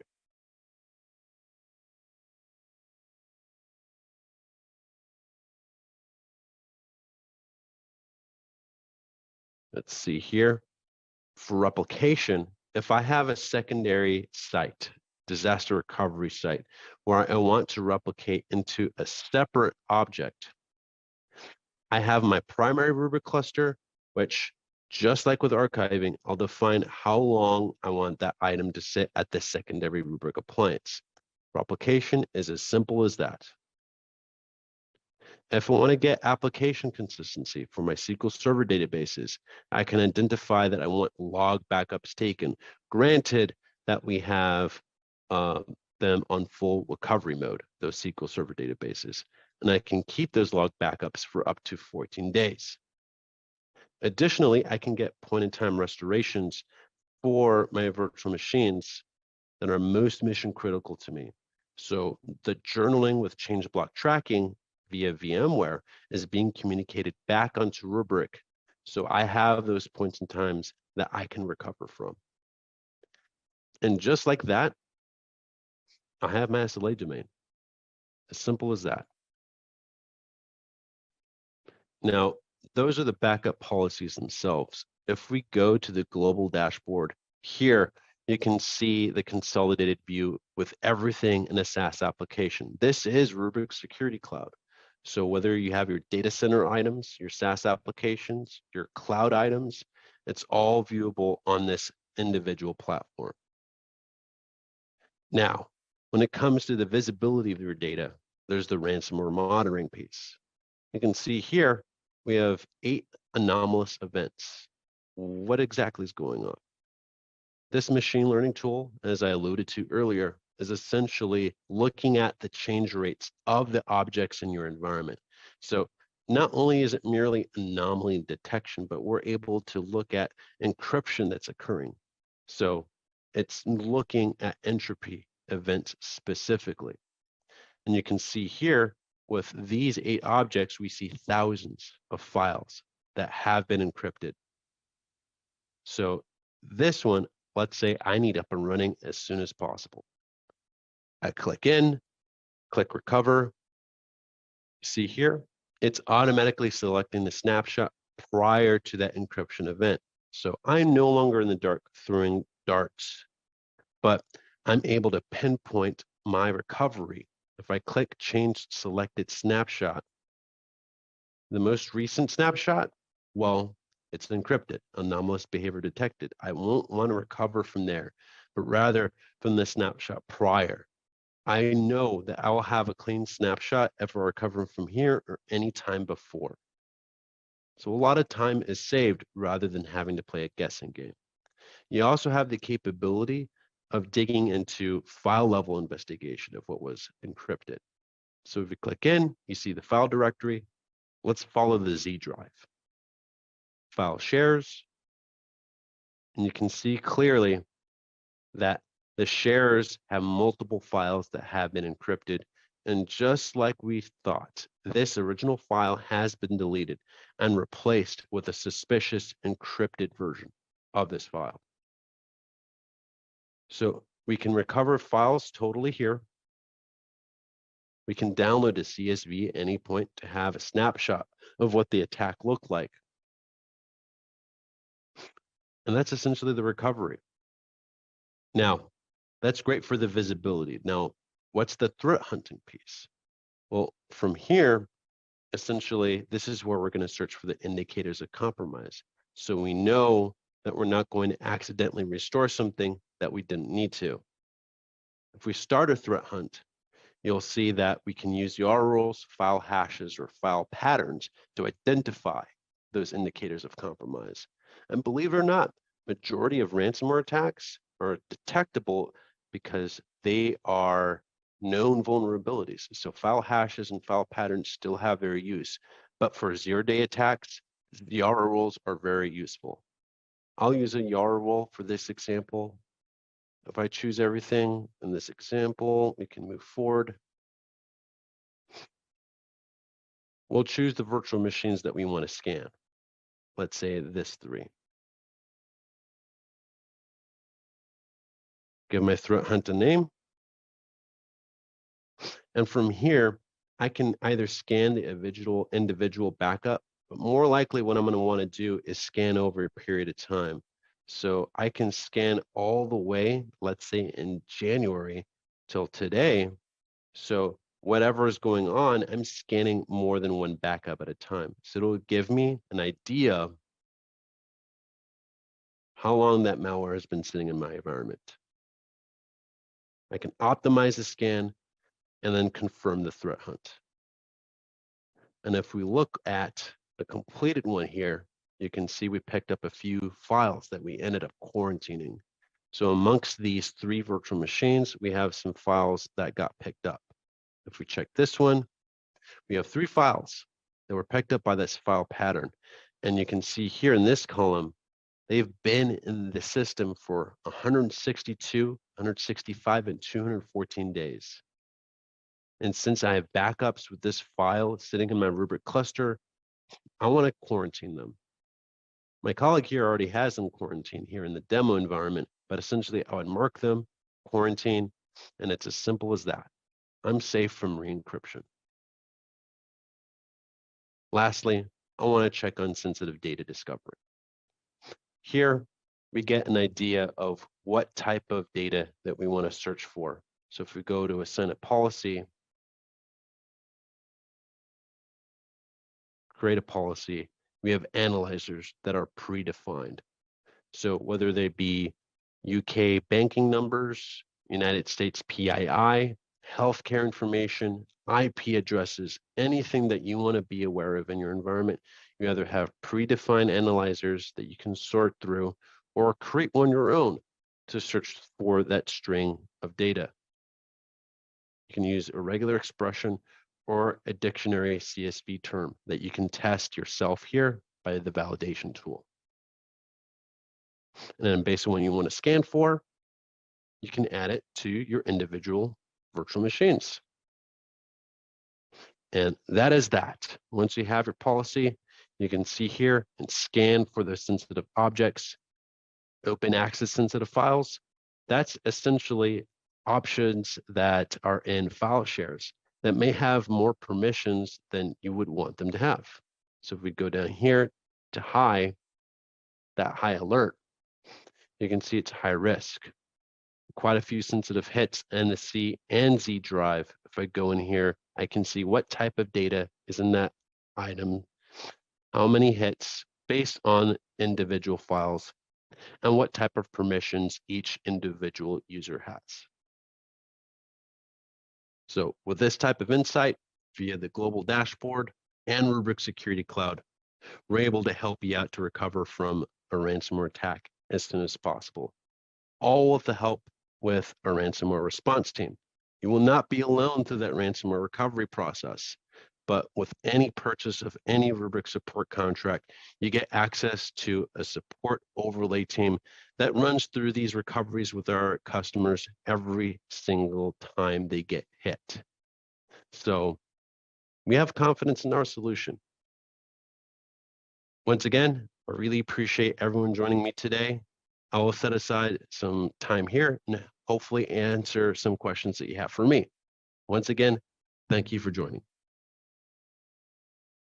Thank you. Leo, as always, such a pleasure hearing from you and the Rubrik team. Always great insight, and I love whenever we get to take a dive in to the platform. I did see a few comments coming in about how beautiful it is, and I say this every time. You know, it is one of the things that kind of gets overlooked, the style and the formatting of these dashboards, but it does make a difference if you enjoy using a platform. If your end users enjoy using a platform and are able to quickly access the information that they need, that style, that look, that feel of that platform really does make a difference in terms of its overall usability. And of course, the tool is only as effective as our willingness to use it, right? And learn how to use it properly. So Leo, thank you so much for that. Now, I know you said you wanted to stick around and answer some questions on live chat, so we will make sure those get over to you. Keep those questions coming in, and we'll get some answers back to you over live chat and via email. So stay tuned for that. Another great way to make sure you're getting the information that you're looking for is to click on that shopping list, that poll up on the screen, and let Rubrik know what is the additional information that you would like to get. There's data sheets and white papers, case studies, all kinds of great options. So please do click on that. Let Rubrik know how they can follow up with you. I also want to encourage you to go over to the handouts tab, click on that Rubrik link and grab the Rubrik white paper. That is the Rubrik Security Cloud Architecture and Security Implementation. This is a fantastic look at that Rubrik Security Cloud and a perfect follow-up to the conversation that we just had with Leo. So please do go check that out. Hold on to that. Save that for later. All right, my friends. Well, while you're doing all that, I just gave you a lot of homework right in a row. So I will now give something back to you. We'll go ahead and do a prize giveaway. And reminder that you do need to be here live and present at the MegaCast. Now, I did see an ask for the entire list of winners. So just a reminder, I will read the entire winners list when we get to the end, but I have to announce them all first. So I'm going to read them one at a time, and then we're going to go through the whole list at the end. So stay tuned for that. Okay, well, our next winner of an Amazon gift card is Shannon Hine of Arizona. Shannon Hine of Arizona, congratulations to you. Now, as always, we will follow up with you after we wrap. I see you, Mark. Thanks for the thank you. I love everyone's in such a good mood today. We're getting lots of high fives and thank yous and smiles from the audience, and I love that. I am not in a great mood today because it snowed heavily for me today, and so I am in full-blown winter mode, and I was not ready. I wasn't ready, guys. So it's all right. I'm inside with all of you, and boy, does that helps. That helps bring up the day. Well, speaking of bringing up the day, let's keep things rolling on our MegaCast because we have another awesome presentation in the wings for us here as we go through all of these pillars. Now, I do want to remind you that we are about halfway through, just over halfway through our MegaCast today. So if you haven't stood up and stretched, stand up right now, shake it out a little bit. Make sure you've got that coffee hot and fresh because you're not going to want to miss any of our last presentations either. So give it a little shaky right now. I just did it myself. And then we'll kind of jump back in because we've got a lot of great stuff coming up to cover. Okay, so speaking of awesome stuff coming up, we are going to dive into our next presentation here with the OutSystems crew. Now, our expert speaker will be Nuno Carneiro, Manager AI Strategy and Product Enablement at OutSystems. Nuno, thank you so much for being here with us today on this MegaCast. Now, I know that your team is actually here with you, and so they're going to kind of help explore some of these audience questions with you together at the end of the presentation. So there's a lot of good stuff coming our way. I am going to step back now and I will hand things right on over to the OutSystems team. Take it away, crew.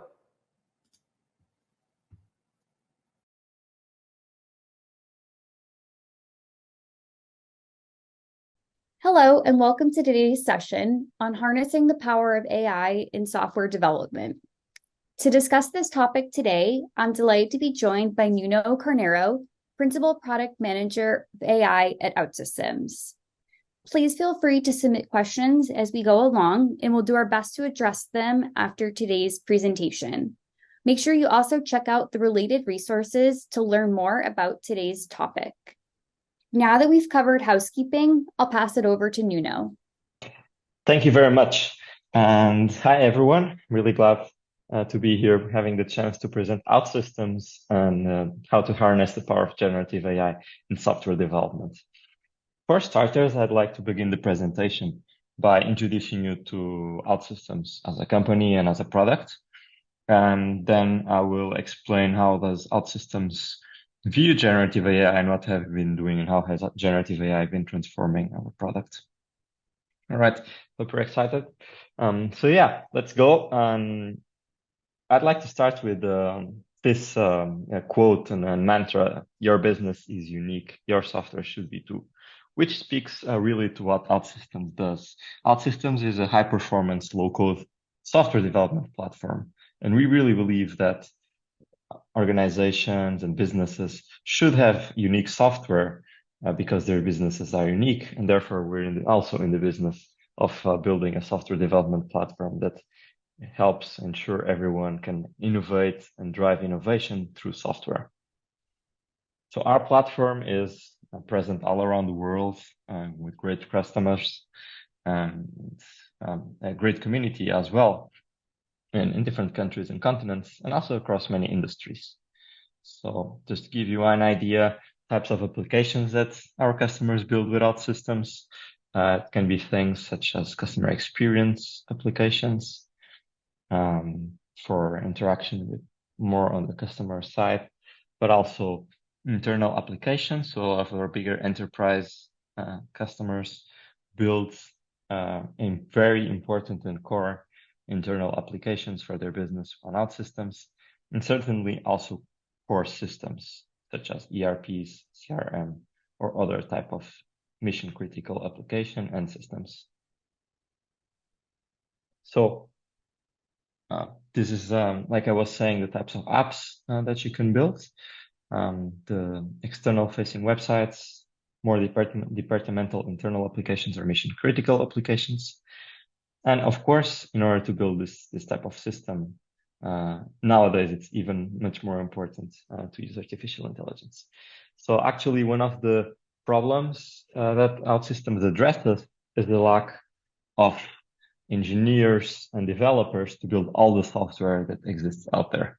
So if we think about the statistics on the number of unfulfilled open positions for software engineering, the prediction is by that 2026 in the US alone, there will be more than 1,200,000 open positions for software engineering roles.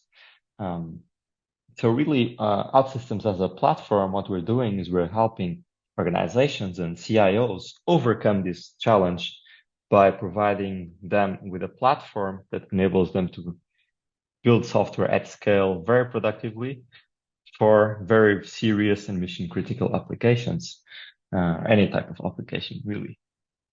And again, like I was saying, of course, AI is a key part of this. So that's why we started investing in AI at OutSystems about 5 years ago. I think around 2018, we started the research group that I'm a part of. Or it started as a research group, and now it's actually a full-blown product development department with on artificial intelligence. And we were actually driving a lot of innovation with research papers and driving the state of the art on the topic of artificial intelligence applied to this industry of software development over the past 5 years. And I'm really glad to be here today and show you in the next slides during the rest of the presentation the outcome of all of this work and also where we believe we're going in the future. So let's focus now and narrow down on artificial intelligence here within our OutSystems low-code software development platform. So there's 3 main areas where we see AI within OutSystems. The first one is the use of generative AI within applications. So that's all about bringing AI capabilities to customers' applications. So when we think about the types of apps that customers build, if you look back at what I was explaining earlier, the customer-facing apps, internal or core systems, we believe that in the future, there will be more and more intelligence as part of these applications. So we want to make sure that OutSystems is the platform where you can build the applications of the future as well, the smart applications. So this is all about bringing generative AI capabilities, such as computer vision or large language models, for example, within applications. Then there's the development side, which is how do we speed up this process of software development using generative AI or using artificial intelligence. This is more core to the OutSystems product and business, since for, I think, ever since our company existed, it's been tantamount for us to invest in developer productivity, and that's also how we why we developed a low-code software development platform. And lastly, there's also the application lifecycle management side.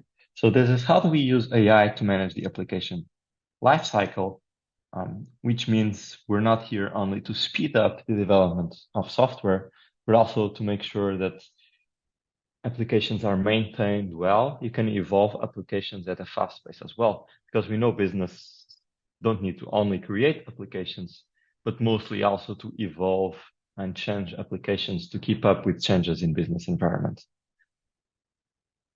So having said this, let me take you now into the first part of this, the use of generative AI inside OutSystems applications.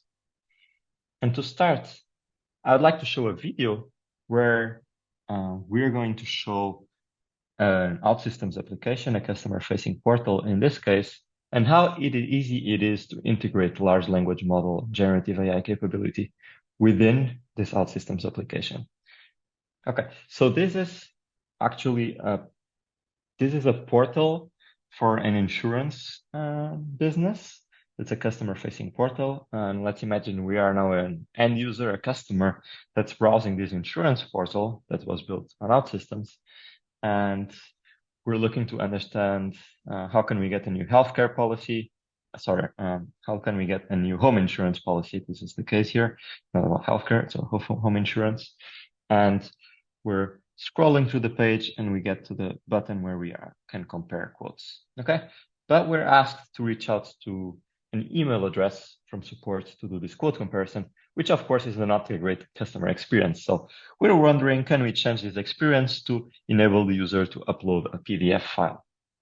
And that's what we're seeing here. So this is the OutSystems Service Studio, and we're going to change the interface and the application actually very quickly to allow the end user not to have to send an email, but actually be able to upload a PDF here with their current insurance policy, so that then we extract a comparison between the current and the current insurance policy and the one proposed by the system.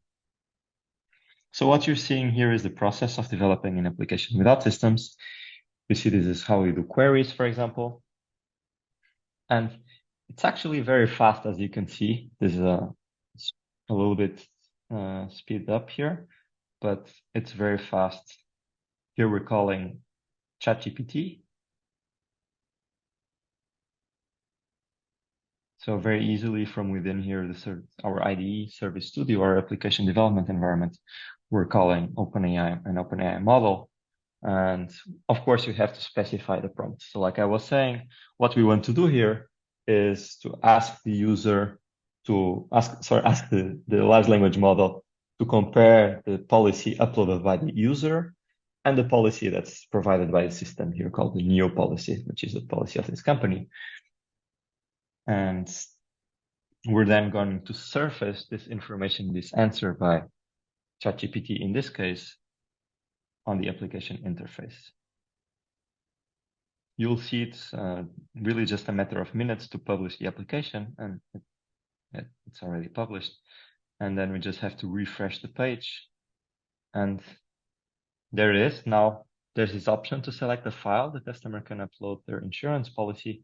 And this now gets in real time sent to ChatGPT for comparison. And we do get a great comparison and description of the policy proposed by this company here in bullets, the competitor's policy, let's say, which was uploaded by the user, and even a recommendation, what the user should do, what are the differences, and what to take into account when considering the new proposed policy.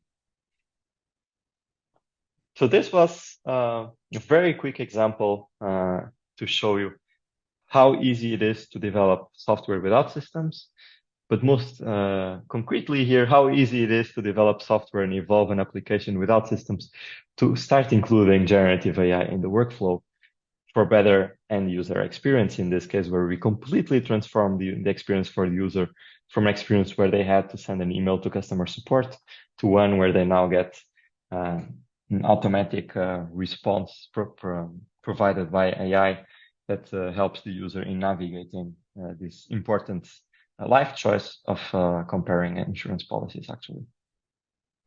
So what we're seeing in terms of generative AI inside applications nowadays, and what we're trying to make it easy for our customers to do without systems, is use cases such as content generation, summarization, search, or process automation.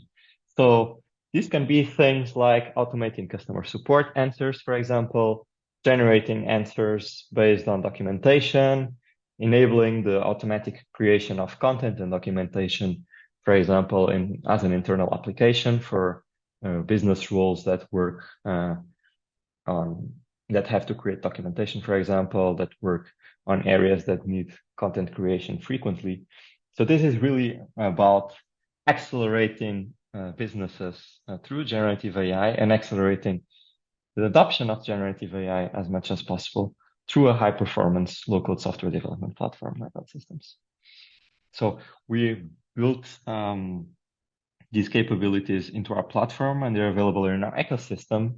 So you see here we're working actually with different vendors such as Azure, Amazon, Google to bring best-in-breed and best-in-class connectors and AI services to your applications. Okay, so this is how OutSystems is working here in the area of generative AI within applications, but now I'd like also to go on to the area of where you can use generative AI in the process of creating and building software itself. So to speed up the development productivity and to manage your application lifecycle management. And actually to speak about this, I'd like to talk about the common challenges that we see in AI, or we might hear about in AI-assisted development first.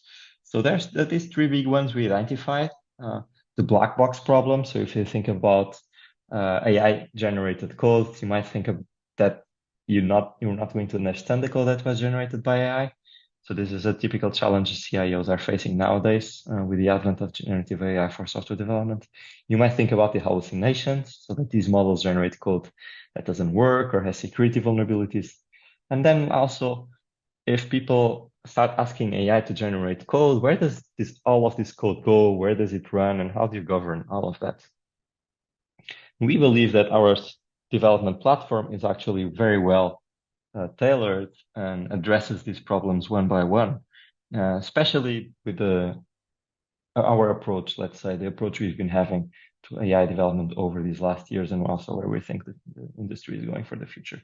So our low-code development environment that you have just seen earlier in the demo is already very visual. So you've seen that the way we develop an application OutSystems is visual. So everything, all the logic, the user interface development is based on a visual model. And this then solves for this problem of the black box, because even if the code is generated by AI, there's suggestions by AI, there's a strong visual component that helps users and developers understand the code that's being generated. We're also all about fast iterations. So this is about compressing the development times. We're about safe AI. So there's a bunch of capabilities that we've built into our platform to make sure that the code that's generated is safe, which I'll talk about next. And also OutSystems handle the full lifecycle management. So if you've seen in the demo as well, we just had to do our well-known one-click publish on our IDE, and this was automatically deployed in our cloud. And then you only had to refresh the page in that web application example to see the application refreshed. And in this whole process of the lifecycle, in this case, the CI/CD process, but in the whole lifecycle management of the application, there's also a lot of use of AI from our side that then helps prevent the problems of hallucinations, black box problems, and especially the governance of AI-generated code. So due to all of this, we introduced the AI Mentor system. So the AI Mentor system is a set of state-of-the-art AI-based capabilities. And we'd like to say that they're like having a virtual tech lead that's on call within the platform, helping developers and teams build software faster, but also with the right quality standards. So on the AI Mentor system, we have the Code Mentor, which is all about developing faster, but we also have a bunch of other mentors: architecture mentor, maintainability mentor, performance mentor, and security mentor. And those are more on the application lifecycle side, for example, to bring you the right standards and the right quality standards in the development process. So when you think again about bringing AI into software development, this is really how we believe it should be done. It's not only about making software development fast, which is very important, but it can only work, and it's only going to work well if you complement add to the development productivity side also all these other mentors that ensure that the code is well built, has the right standards in terms of architecture, maintainability, performance, and security. So to wrap up, let me show you some examples here. So on the code mentor side, this is about removing barriers, giving guidance to users, and automating a lot of tasks and validating the code as well. So we have things such as guidance, where you can ask for help and have a smart help that gives context, that gives help based on the context where the developer is at. For example, if the developer is building a web application, you'll get different answers than if you're building a web application. So the difference here between web and mobile development. There's, of course, a lot of suggestions within the IDE. So you see them here in terms of logic, for example, where you get next node suggestions that accelerate the development, automatically filling in of properties, for example, as you see here. This is more on the acceleration side and automation side. And then also in that area, there's a lot of natural language that we're bringing into the platform. You see here natural language data manipulation, where users can build queries just with natural language. Here, for example, asking bookings whose checkout date is today, to build that query that will then be surfaced as a table, probably within the user interface that's put without systems as well. So this is all about removing the need to learn about SQL or any other language for querying, and just relying on the skills that you already know and making it very fast. All right, so what the other mentors then? This is about reducing technical debt, making sure that applications are built with the right quality standards, as I said before. So we have the architecture mentor, where you get an overview of the technical depth of your applications and of your modules. Here you see in different colors. If it's red, there's more technical depth, and green, there's less. So what's happening here is that our AI engine is working in the background and scanning the code that's generated to give you this classification, and then also give you suggestions in terms of architecture. If there's any bad practice in terms of the system architecture, our AI engine will report that here in this system, so that you get suggestions on how to fix or correct the architecture for the best architecture of the system. In terms of maintainability, you see here, this is the interface where you get the suggestions. You see here there's a code duplication, and our maintainability mentor is suggesting a refactoring opportunity here because it identified duplicated code. Again, this is very important as you scale development and all this governance side. How do you maintain the applications ready to be evolved, and in practice also make your business ready to be evolved and continue innovating? Because we all know if you create a lot of duplicated code, there's also orphaned code, often a problem. And these type of things are detected by our maintainability mentor and really help you maintain the agility that's needed for innovating across time. So the same apply to performance mentor, where we use AI to detect possible issues that are making applications slow. And the security mentor, which is ever more important and detects bad code practices in terms of security, to help teams and even individual developers understand where there might be a bad security practice or potential vulnerability, which then gets flagged here. And there's even here this how to fix suggestions, so that the vulnerabilities get fixed as fast as possible.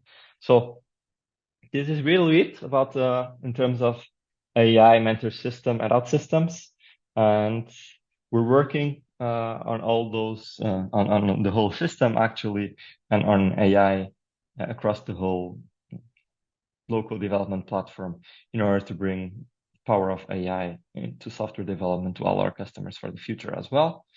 Again, main things being, we really believe that software, the ability to, in an agile way, create and evolve software is what sets businesses apart and is a core sustainable advantage for businesses. And that's what we want to give you with our platform, and in particular with the AI mentor system, to give you the chance to not only code much faster, but also build applications with the right standards in a maintainable way so that you can evolve them also fast for the future and without security vulnerabilities. Thank you very much for listening. I believe we have a few minutes where we can have Q&A as well. Awesome. Thank you, Nuno. That was great. We have time for a few questions. The first question we'll be able to answer is, how does OutSystems view the generative AI phenomenon? Thank you. That's a great question. So, as I said, we've been investing in AI for about 5 years, at least. This has been a core part of our platform. And we're very excited about the prospects of generative AI. So it's really helping us complete this vision and move towards our vision of bringing higher productivity to the process of software development. So we're very excited about that. And on the bringing AI within applications side that I mentioned earlier, we're also very excited there as we see more and more of our customers use OutSystems to quickly roll out and adopt AI within their organizations to really transform the way they operate. So if you think about any type of department within a bigger organization that had to create content or support functions, for example, it's going to be even ever more important to use generative AI in those functions. And OutSystems is a great tool and a great partner in that journey due to all what I explained earlier, to make sure this organizations are able to do this AI adoption well and quickly. Awesome. Thank you, Nuno. The next question we'll be able to answer is, does OutSystems use generative AI? Yeah, for sure. So on this AI for within application side, we're definitely trying to bring as many generative AI capabilities to our customers' applications. Then on the AI mentor system side, there's a lot of some foundational large language models that we use. So I don't want to go too much into the details and the secret sauce here, but what I can tell is, yes, we've been working with large language models even before ChatGPT came out. We even had a paper at an important machine learning conference last year before ChatGPT came out, exactly on how to use this large language model technology and bring it to software development, to some of the concrete problems that are specific to this industry. Awesome. And then the final question we'll be able to address today is, what are the advantages of using the OutSystems AI capabilities to increase productivity instead of asking ChatGPT to generate code directly? Yeah, so that's a great question as well. So yeah, asking a large language model to generate code has all the issues I spoke to earlier. So the black box problem, the problem with orphaned code, that it might generate code that then is not going to be used, the hallucinations, and using a platform like OutSystems, the way we've built it, we really try to minimize as much as possible all of that. So we have all the advantages of the productivity from generative AI, but also this virtual tech lead, as I said, that makes sure that the code that's generated has the right quality standards and the applications don't have any type of security vulnerabilities. And of course, we believe that that's core and that's very important for any type of serious mission critical application, but even any type of application that's running for a serious business, let's say. And that's why we built a whole system around it. And yeah, we're very excited about that because we believe having a low-code software development platform is it's getting much more important. And we think that a lot more people will come to this area as well and start looking at low-code for software development in the coming years, as they see how this new technology of generative AI is transforming the industry. Awesome. Thank you, Nuno. Well, I think that's all we have time for today, but thank you so much for joining our session today, and feel free to take a look at the related resources to learn more, and we hope to see you again soon. All right. Well, I absolutely agree. And thank you on back for that wonderful presentation and for sticking around with Nuno to answer some questions from our audience. Really appreciate that. So thank you to the entire OutSystems crew for that. I do also want to point to all of you in the audience that if you haven't already seen this up on your screen, if you were listening while walking around, I do that sometimes, I stand up and I pace around while I'm listening to the presentations. It just kind of helps me process a little bit. So if you wandered away from your screen, now is a good time to run on back and click on that poll that you see up on your screen. What additional information would you like to get about the OutSystems solution? So we just got a great walkthrough from Nuno and his crew, and there is so much more to learn. So click on that little shopping list, that little order form basically on your screen, and let the OutSystems team know how they should follow up with you. All right, while you're doing that, I'm also going to remind you one last time to head on over to the handouts tab. There is a great link there, or an easy link there, to take you over to the OutSystems site, and you can do a little exploration. They have some incredible resources and lots of great things to kind of dive into and start getting to know that solution a little bit better. So if you're looking for an easy way to get a little bit more info right off the bat, click on the OutSystems link and head on over and start exploring their website. And we have a little more excitement lined up for you before we get into our next presentation, and that is another prize giveaway. And I think it's about time that we do another 15-inch MacBook Air. So we're going to have a double prize giveaway this time. We will do one of the $300 Amazon gift cards, and then we will do one of those awesome MacBook Airs. Now, I will remind you again that you do need to be here alive and present with us at the MegaCast, but where else would you want to be today, folks? This is where the fun is at, right? All right, so we are going to start with a $300 Amazon gift card, and that is going to Stefan Muntian of Virginia. Stefan Muntian of Virginia, you have won a $300 Amazon gift card. Congratulations.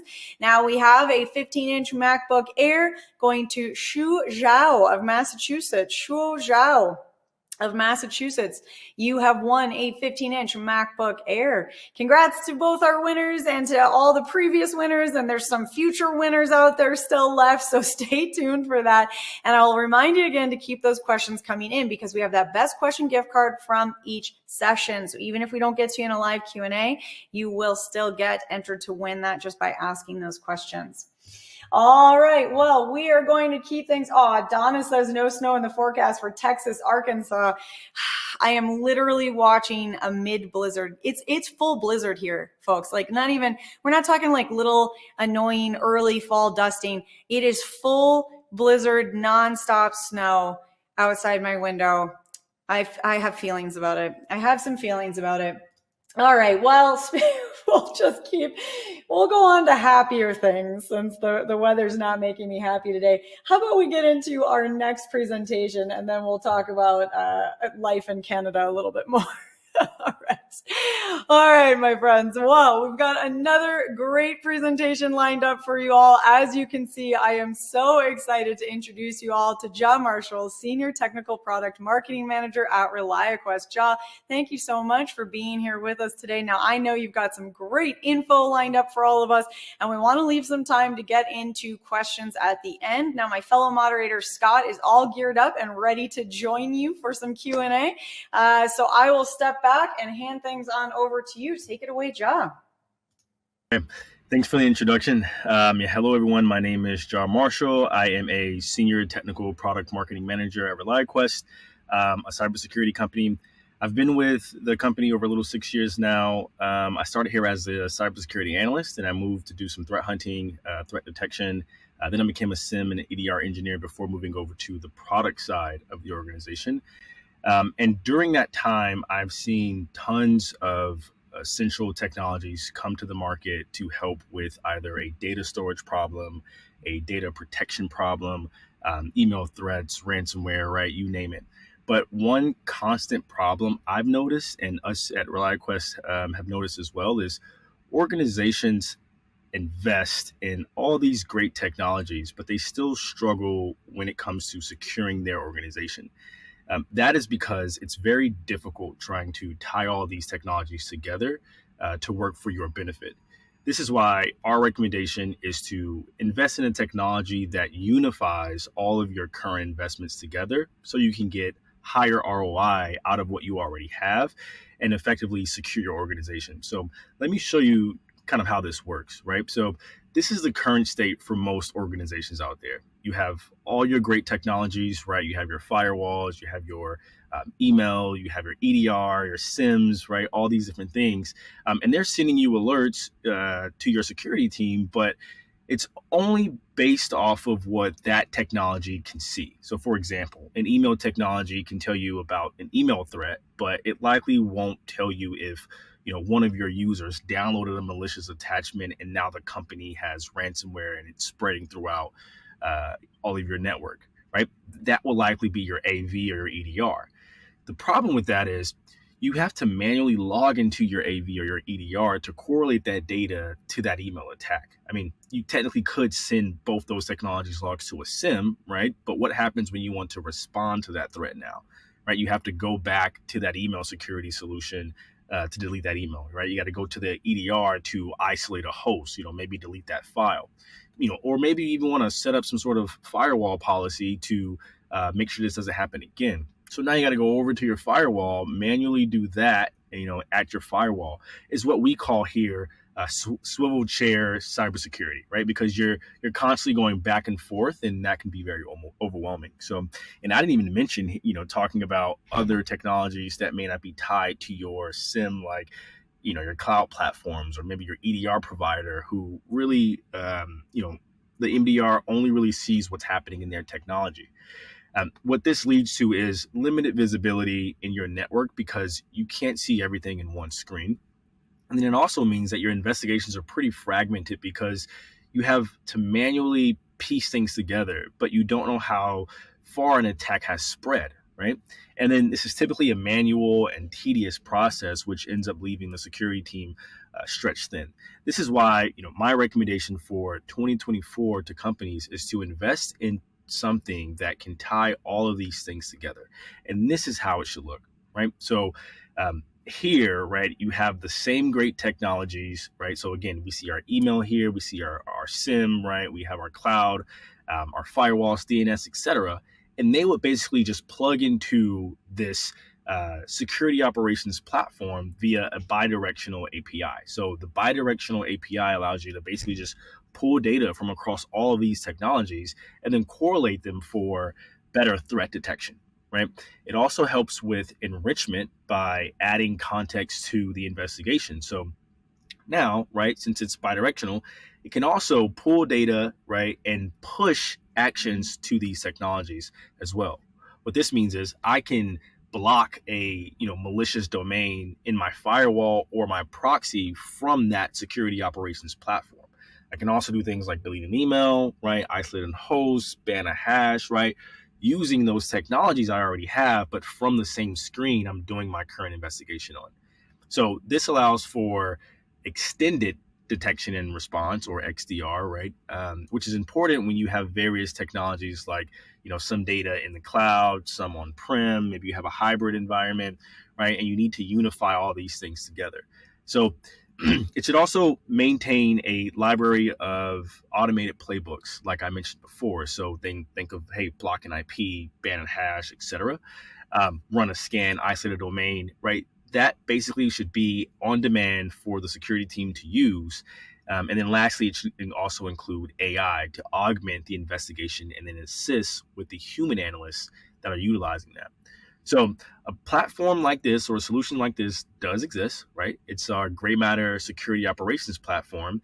And essentially, right, it's a cloud native solution built on an open XDR architecture with the goal of unifying your many technologies, your many tools for comprehensive threat detection, investigation, and response, right? So you may have, here, right, if you look at this image here, as a typical organization can benefit from Gray Matter, you'll still have your same great technologies, right? So again, threat intelligence, firewalls, SaaS applications, all of your existing EDRs, even if you have more than one, existing SIEMs, those things are still there. Now, right, they're just plugged into Gray Matter via that bidirectional API that we talked about for better correlation, detection, and automated responses. So we plug into those, right? And even your threat intelligence that we can plug into. So if you curate your own threat intelligence, if you subscribe to a specific threat intelligence, we can plug into that as well. And we actually have our own threat intelligence that we can communicate and say, hey, let's combine these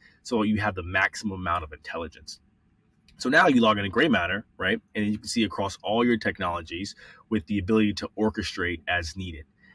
So we also provide, this is pretty important here, a team of expert analysts, detection developers, threat hunters, engineers, so on and so forth, who will assist you throughout the partnership, because we believe here that security is a team sport. But all this together basically helps reduce threat dwell time, increase your response time. Again, it's raising your ROI as well, right? Because it's what you already have in your environment. And then ultimately, it helps you better secure your organization. So let's kind of talk about how we actually do it. So let's start with detection.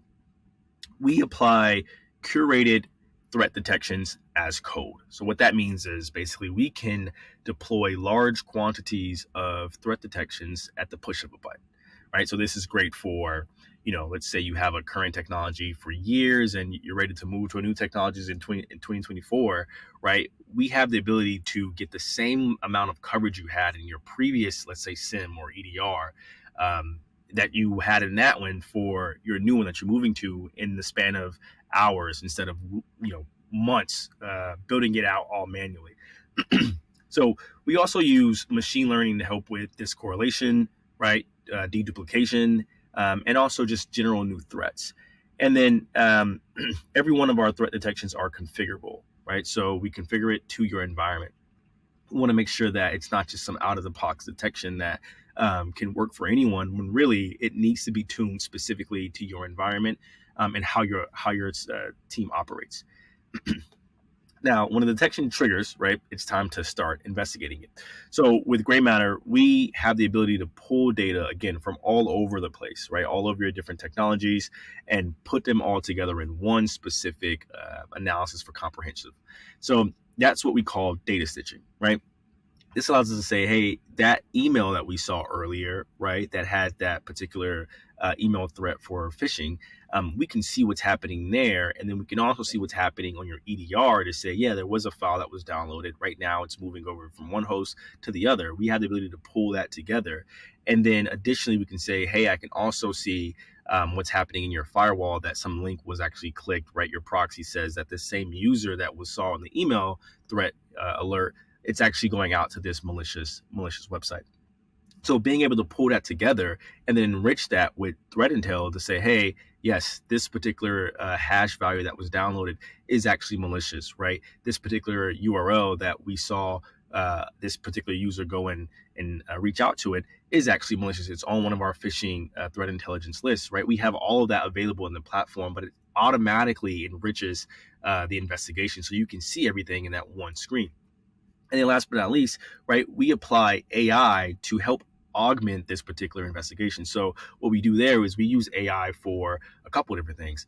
When it comes to the investigation part, there's the alert correlation, right, and deduplication. But we also use it for phishing analysis in this case, right? So we have the ability to see, hey, is this what happening from a phishing analysis standpoint, to basically say, hey, this is bad, good, maybe it's spam, whatever it is, and then also intel enrichment. And then we use AI to help write up some of these things to that way it's human readable. So when someone goes to look at what we already did via automation, right, it can actually say, hey, here's what happened on this day at this time. So you actually know what's going on. And then after you investigate it and realize, hey, this is actually a threat, it's time to respond.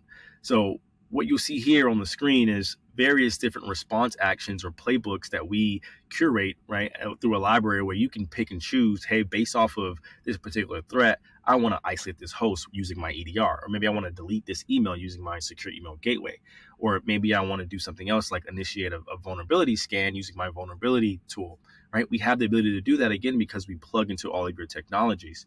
So this is basically on demand at use, and then our team is going to help you basically run those different things, or create new ones as needed. And then last but not least, right, the ability to go back and say, hey, what's going on in my environment from an overall standpoint, not just a threat detection. So being proactive or reactive in terms of threat hunting, right? So again, that's the same process it'll take through data stitching. Hey, I want to run a threat hunt on this particular IOC, or maybe I want to run a threat hunt on this particular attack or vulnerability that I'm not sure I'm vulnerable to, but I can figure out via threat hunting. So being able to go out to your technologies and again, pull that back into one specific comprehensive investigation is what we call data stitching. To be able to do that automatically is the power of gray matter. And then doing this retroactively, doing it proactively, we provide using our threat hunting team, right, various different threat hunting packages for your team to basically go in and run and execute based off of the various threats that are out there in the land. And then last but not least, right, adding AI to this as well. So we already talked about how AI augments, but now we want to make sure AI assists. So basically we have an assistant inside of Gray Matter that allows for us to summarize what's going on in these threat hunts or anything really.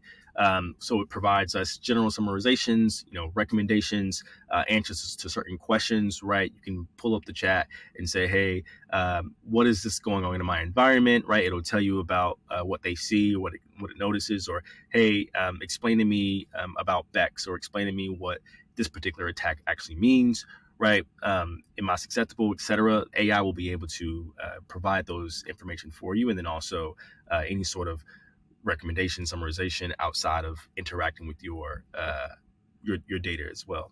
So that's kind of how it will work in real time, right? You would take basically, a detection that happened from one area.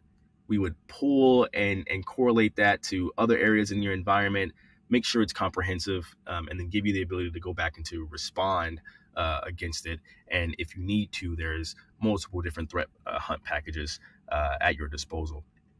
So really what this looks like, right, from an overarching standpoint is increased visibility, meaning that, hey, I have better time to value now. I understand that, hey, once I plug everything up, right, I'm immediately able to detect quickly, investigate quickly, and also respond, which gives me my confidence in my security posture and ensuring that I can remove those dwelling threats, right? It reduces the complexity because it's pretty easy to do all this stuff from one single pane of glass, right? So you're looking at, hey, it's already deduping any sort of alerts, right? So it's removing the alert fatigue. All I see is what I need to work on for that day, right? So my team as an analyst, right, I don't feel burnt out. As an engineer, I don't feel burnt out, right? And so my team has better resources of their time, right? So, hey, I can go now work on threat hunting, or I can go now work with the ReliQuest security team on various different strategic projects that maybe I wasn't able to do before.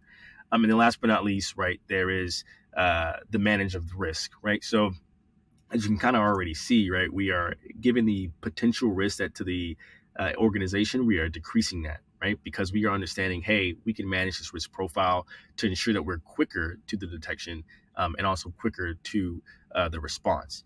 That goes the same for any, company, right? Whether you're financial, whether you are, in health, right? We pretty much stick to, hey, what technologies are you having in your environment, and how do we make sure that we can make sure you are protected and out of the news in a sense. And then I listed here some reference material, right? If you never heard of us, if you want to learn more around Gray Matter, the security operations platform, here's a couple different links, right? You can take a look at. And then also, if you want to understand, hey, what does it mean to really unify your security operations, and why is this such a pivotal point for all organizations in 2024? There's some things in here that's also available as well. So feel free to check those out. But to know more specifically about Gray Matter and about what we do, right? I've linked here a QR code where if you want to take a quick snap of it, right, we can get you a demo so you can see the actual environment. You can play around with it. We can talk to someone who can say, hey, here's how to work specifically for your environment, for your specific techs. And then obviously you can always call us, you can visit our website and you can reach out via email as well. So thanks for that. Right, happy to join, happy to talk to any sort of questions that any of you guys have. All right, super. Yeah, Joe, great presentation. I especially like that term, swivel chair cybersecurity. That really captures the problem, and great explanation of how gray matter addresses that. Thank you. So we do have some questions coming in here. Okay. First one is, what technologies does gray matter support?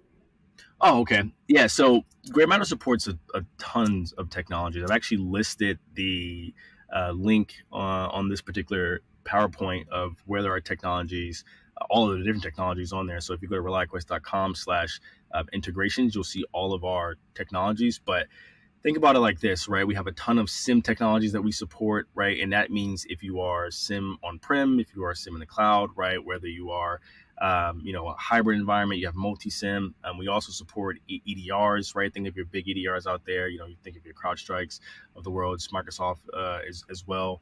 And then we do firewalls, proxies, CASBs. We have business applications we can plug into. So we pretty much plug into whatever you currently have. And if you want something to be plugged into and we don't have an integration available for that, it's pretty quick turnaround that we can provide for you. So feel free to check out that piece of the website, and feel free to reach back out if you need some additional assistance.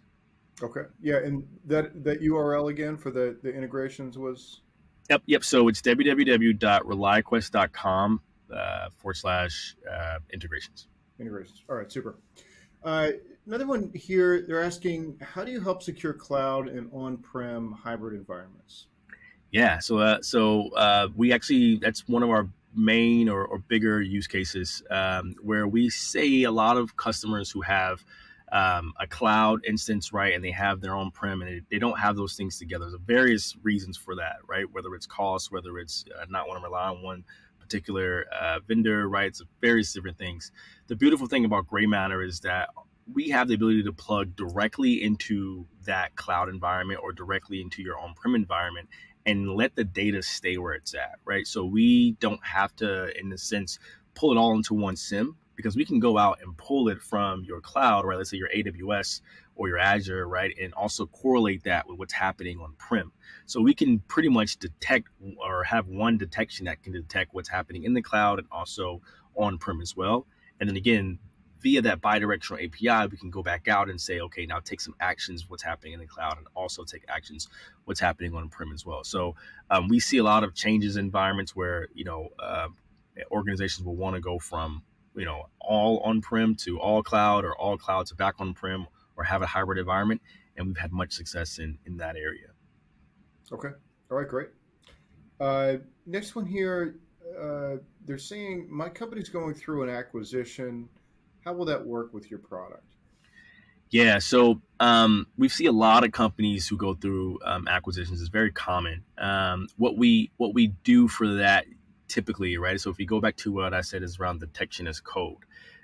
So one of the biggest use case here is that we've already said we can pretty much plug into anything, but the main things that most organizations really care about in that regard is, hey, we have a pretty well-run shop here, but this new company we're acquiring, want to make sure we have the same coverage, the same level of risk profile there that we have here, that we've curated over the years.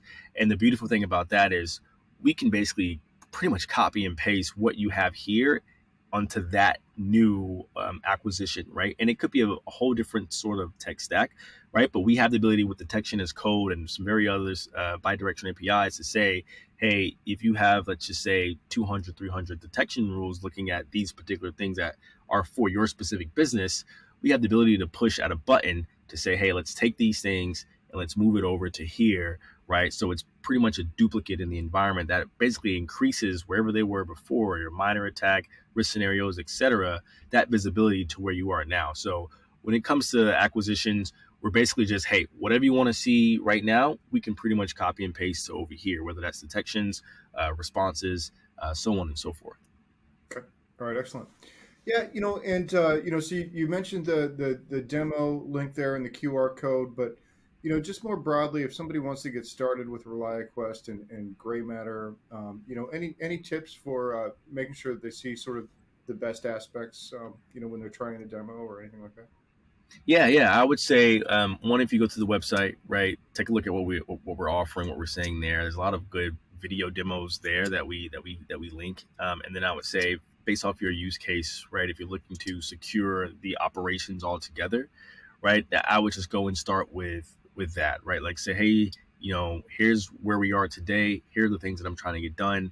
And ultimately, we can help provide an answer to that particular problem. But yeah, start with the website, go directly with the demo. We would have somebody pick up basically where you left off. All right. Well, Ja, unfortunately, that's all the questions that we have time for right now. Okay. But thanks so much for coming on and bringing us up to course. speed on ReliaQuest. Appreciate it. Awesome. No problem. Good to be here. All right. Well, thank you to Ja and for Scott for joining in and getting through some Q&A. I know the audience had some great questions, and it was so interesting to kind of explore some of those answers a little bit together. I appreciate Scott being here so I could get a nice hot refresher on my warm beverage. I've got coffee. I said warm beverage and then immediately realized it sounded like I was saying I had hot alcohol. It's not time for the drinking yet. I'm still on the coffee train, folks. So but I've got a nice refreshed hot coffee here. I hope you guys are all doing well and ready for a little bit of a poll question, because we are wondering what additional information you would like to get about the ReliaQuest solution. So Scott and Ja just gave us a ton of really great information. There was lots packed into a short presentation, and obviously there's lots more to cover. We only just kind of scratched the surface with these, and there's so much more to learn. So click on these little shopping lists as we go through. Click on these little order forms. And basically what you're doing is telling ReliaQuest what exactly you are looking for and how they can follow up with you. Matthew says coffee for IT. I thought you were making a tea pun, tea for IT. There's something there. Someone will come up with that one for us. All right, so ReliaQuest poll up on the screen for you. Click on that. Let them know what additional information you would like. Head over to your handouts tab. Be sure you've got that platform brief on ReliaQuest Gray Matter, a security operations platform built on an open XDR architecture. This is such a great follow-up to the conversation that Scott and Ja just had. So please do go click on that handout. Make sure that you've got that. All right, Paul's saying it's not quite 5 o'clock somewhere, at least not in the U.S. So if you're joining from Europe, it's well after 5. Please help yourself. Those of us who are still in our work days, we're going to stay focused and learning here. I will also, give away a prize. Let's do a prize giveaway. All right, it is time for a $300 Amazon gift card. And we are going to give this away to someone lucky who is here live and present with us at the MegaCast. And that someone is George Hulsey of Pennsylvania. George Hulsey of Pennsylvania, congratulations on your $300 Amazon gift card. We will follow up with you after we wrap up the MegaCast today. And there are still more chances to win, so stay tuned for that. More prizes coming at you. All right, my friends. Well, it had to happen sometime, but I have to say it always comes up a little bit faster than I think, a little bit too fast, if I'm honest. But here we are at the very last presentation of our day today. And here's the good news, because as always, we are ending on a high note. Here with us, we have the awesome folks from Zerto bringing us on home. Now, a lot of you will recognize this familiar name that's up on the screen, and that is, of course, the one and only Anthony Dutra, Technical Marketing Engineer from Zerto. Now, Anthony, I want to thank you again for being back here with us at the MegaCast as our grand finale today. And I know you've got some great information lined up for us as always. I cannot wait to get started. So with that, I will step back and hand things on over to you. Take it away, Anthony. All right. Hello, everybody. My name is Anthony Dutra. I'm a technical marketing engineer here at Zerto.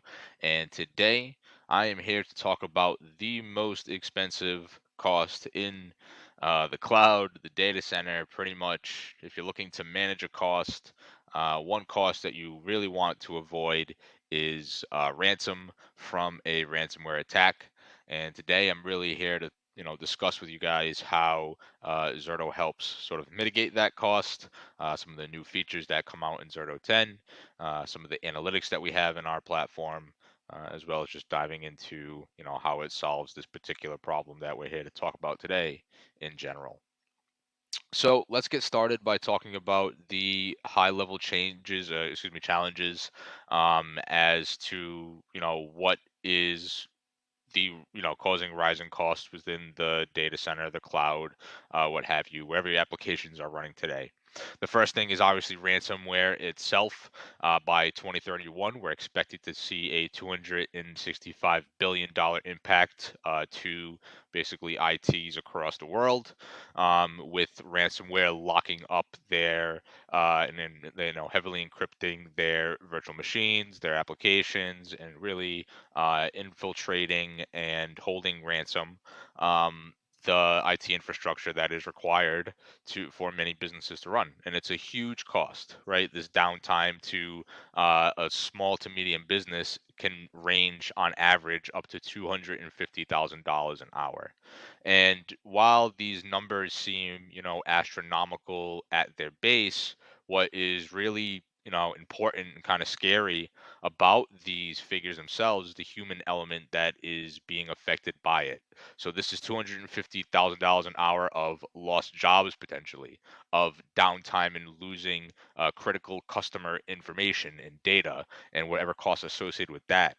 There's a huge sort of, again, human impact to this disruption and data loss, and it goes beyond just this astronomical number. It's felt within homes, within businesses, and it's a growing problem. And couple all of this with the growing infrastructure complexity. What is the cloud? Are we hybrid cloud? Are we just all adopting public cloud? The spend for these sort of exploring these new technologies is growing within the next few years. And we're going to see a lot of people spending a lot of money wastefully, to the cloud, migrating, refactoring, and there's going to be a large increase in spend in that approach too. So, DR, the rising cost of ransomware, coupled with this sort of growing infrastructure complexity within our applications, the requirement for them to be upline a lot more, online a lot more than they are. Can we adopt public cloud technologies in sort of operating these apps? All sort of crazy complexities that are um, coming down the pipeline are really just happening today. So how Zerto sort of helps with this, disaster recovery challenge overall, is by doing what we have been doing for, over a decade now.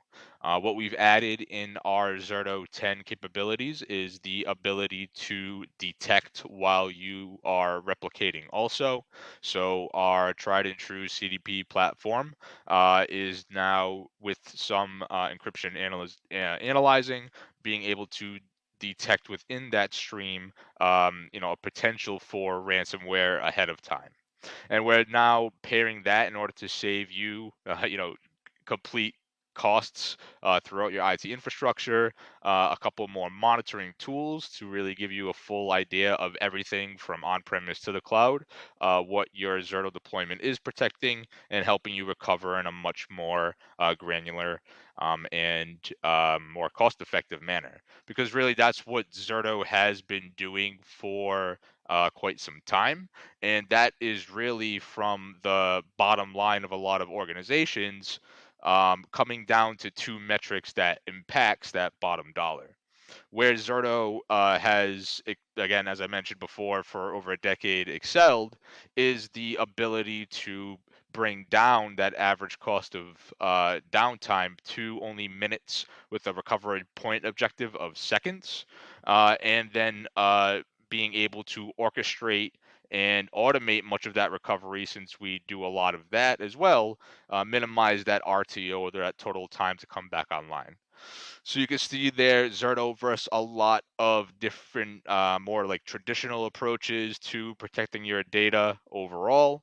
and how long, and from a cost perspective, what those two, what those trade-offs are.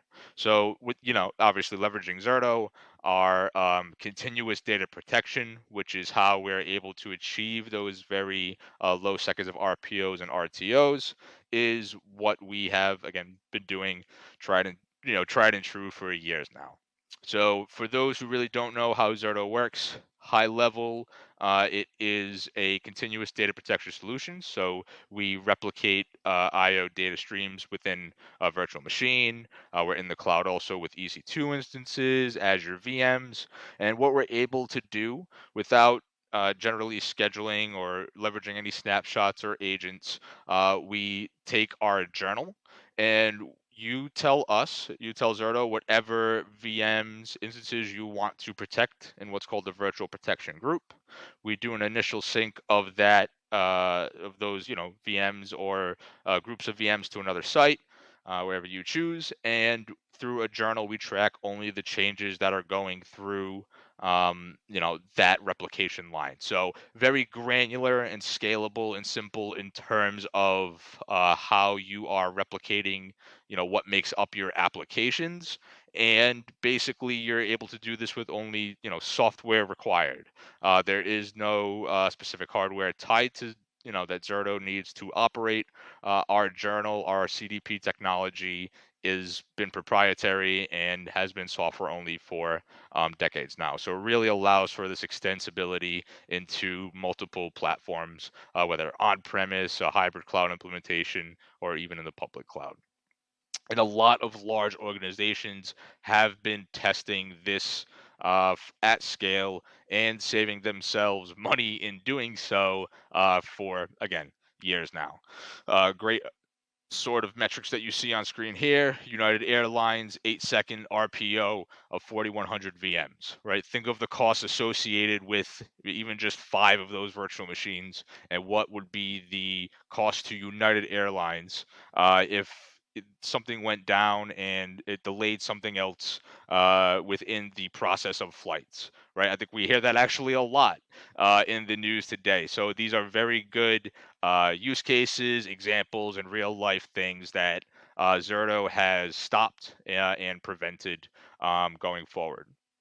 So, these companies are using us to recover from disasters and things like ransomware. What does that sort of look like at a very high level? And how does Zerto different from like things that we've shown before, like a backup or anything like that? So very common framework for attack with ransomware or really any cyber attack is a MITRE attack framework. Basically, in terms of the attacker gaining access to your system, they're able to, gain initial access, maybe wait some time overall before they start, gaining full control of the system itself. Now and then, once they're in the system, they want to move laterally to other systems within your network or your sort of grouping of virtual machines that make up an application. And then what really they're looking for is the ability to disable any sort of security functions or backups agents that are running within your environment. And then they encrypt everything.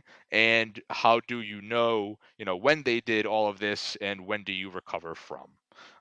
So the cost of basically doing backups or really doing something much more infrequent to protect or sort of mitigate against such ransomware attacks is coming back from, let's say, a day old snapshot, or just maybe a week old copy of a full environment that you've backed up.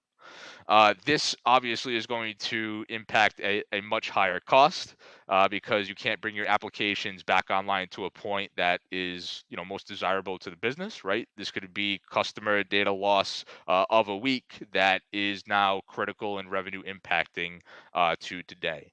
So it's complex, it's costly to restore strictly from a backup itself. With Zerto, right, our main claim to fame is this ability to roll back almost like a DVR-like function. And now within our stream itself, we are able to detect points of encryption that are pretty much in real time and identify that blast radius before an attack actually happens. So we're easily able to tag and say, hey, don't roll back to this point out of our 30-day journal. Roll back to something that is much more cleaner and you know for sure is not impacted by ransomware itself. And again, this has been tried and tested overall. We have a lot of statistics that shows how fast Zerto's rapid recovery is and the overall financial impact to businesses. This is what that replicate and detect feature looks like. So again, rolling back every 5 to 10 seconds that Zerto is known for with checkpoints is what you're known to do. We've now added that detection feature, which allows you to pick out suspicious writes in the stream and not roll back to those points in particular. So we already have customers using it, adding an extra layer of confidence to their ransomware strategy, again, preventing that overall cost. Now, Zerto has always come free with Zerto Analytics. This basically allows you, no matter whether you're on premise in the public cloud or replicate, where you're replicating or where you have Zerto deployments, a granular look into what you are using today, and then powerful analytics in order to plan for the future. So if you are looking to manage your cost of your multiple Zerto deployments, if you have a large, scalable, DR platform, you're able to take advantage free of Zerto Analytics and see everything from a much more refined perspective. Then we've recently also came out with the Zerto Resilience Observation Console. You can pull this right from GitHub and input all of your Zerto API related details into this platform. It's using Grafana and Prometheus to visualize everything going on within your Zerto deployments, again, for much more granular view of what is going on, as well as just even integrating this into AI or ML based tools to optimize cost, etc. So the key benefits of Zerto overall, we talked about the real time in terms of the earliest warning now with our encryption detection and being able to roll back seconds before something happened. You don't have to pay that ransom and you avoid paying the highest cost we think is happening in the cloud today. With that new encryption detection feature, you're able to identify the blast radius of ransomware quickly and recover again to a point in seconds before something happens. You can leverage Zerto Analytics as well as the ZROC or Zerto Observation Console to monitor and really optimize your costs across multiple Zerto deployments. And then obviously Zerto has always been API first, so integrating these solutions into SecOps tools, any other tools to maximize the reduction of cost of potential ransomware attacks.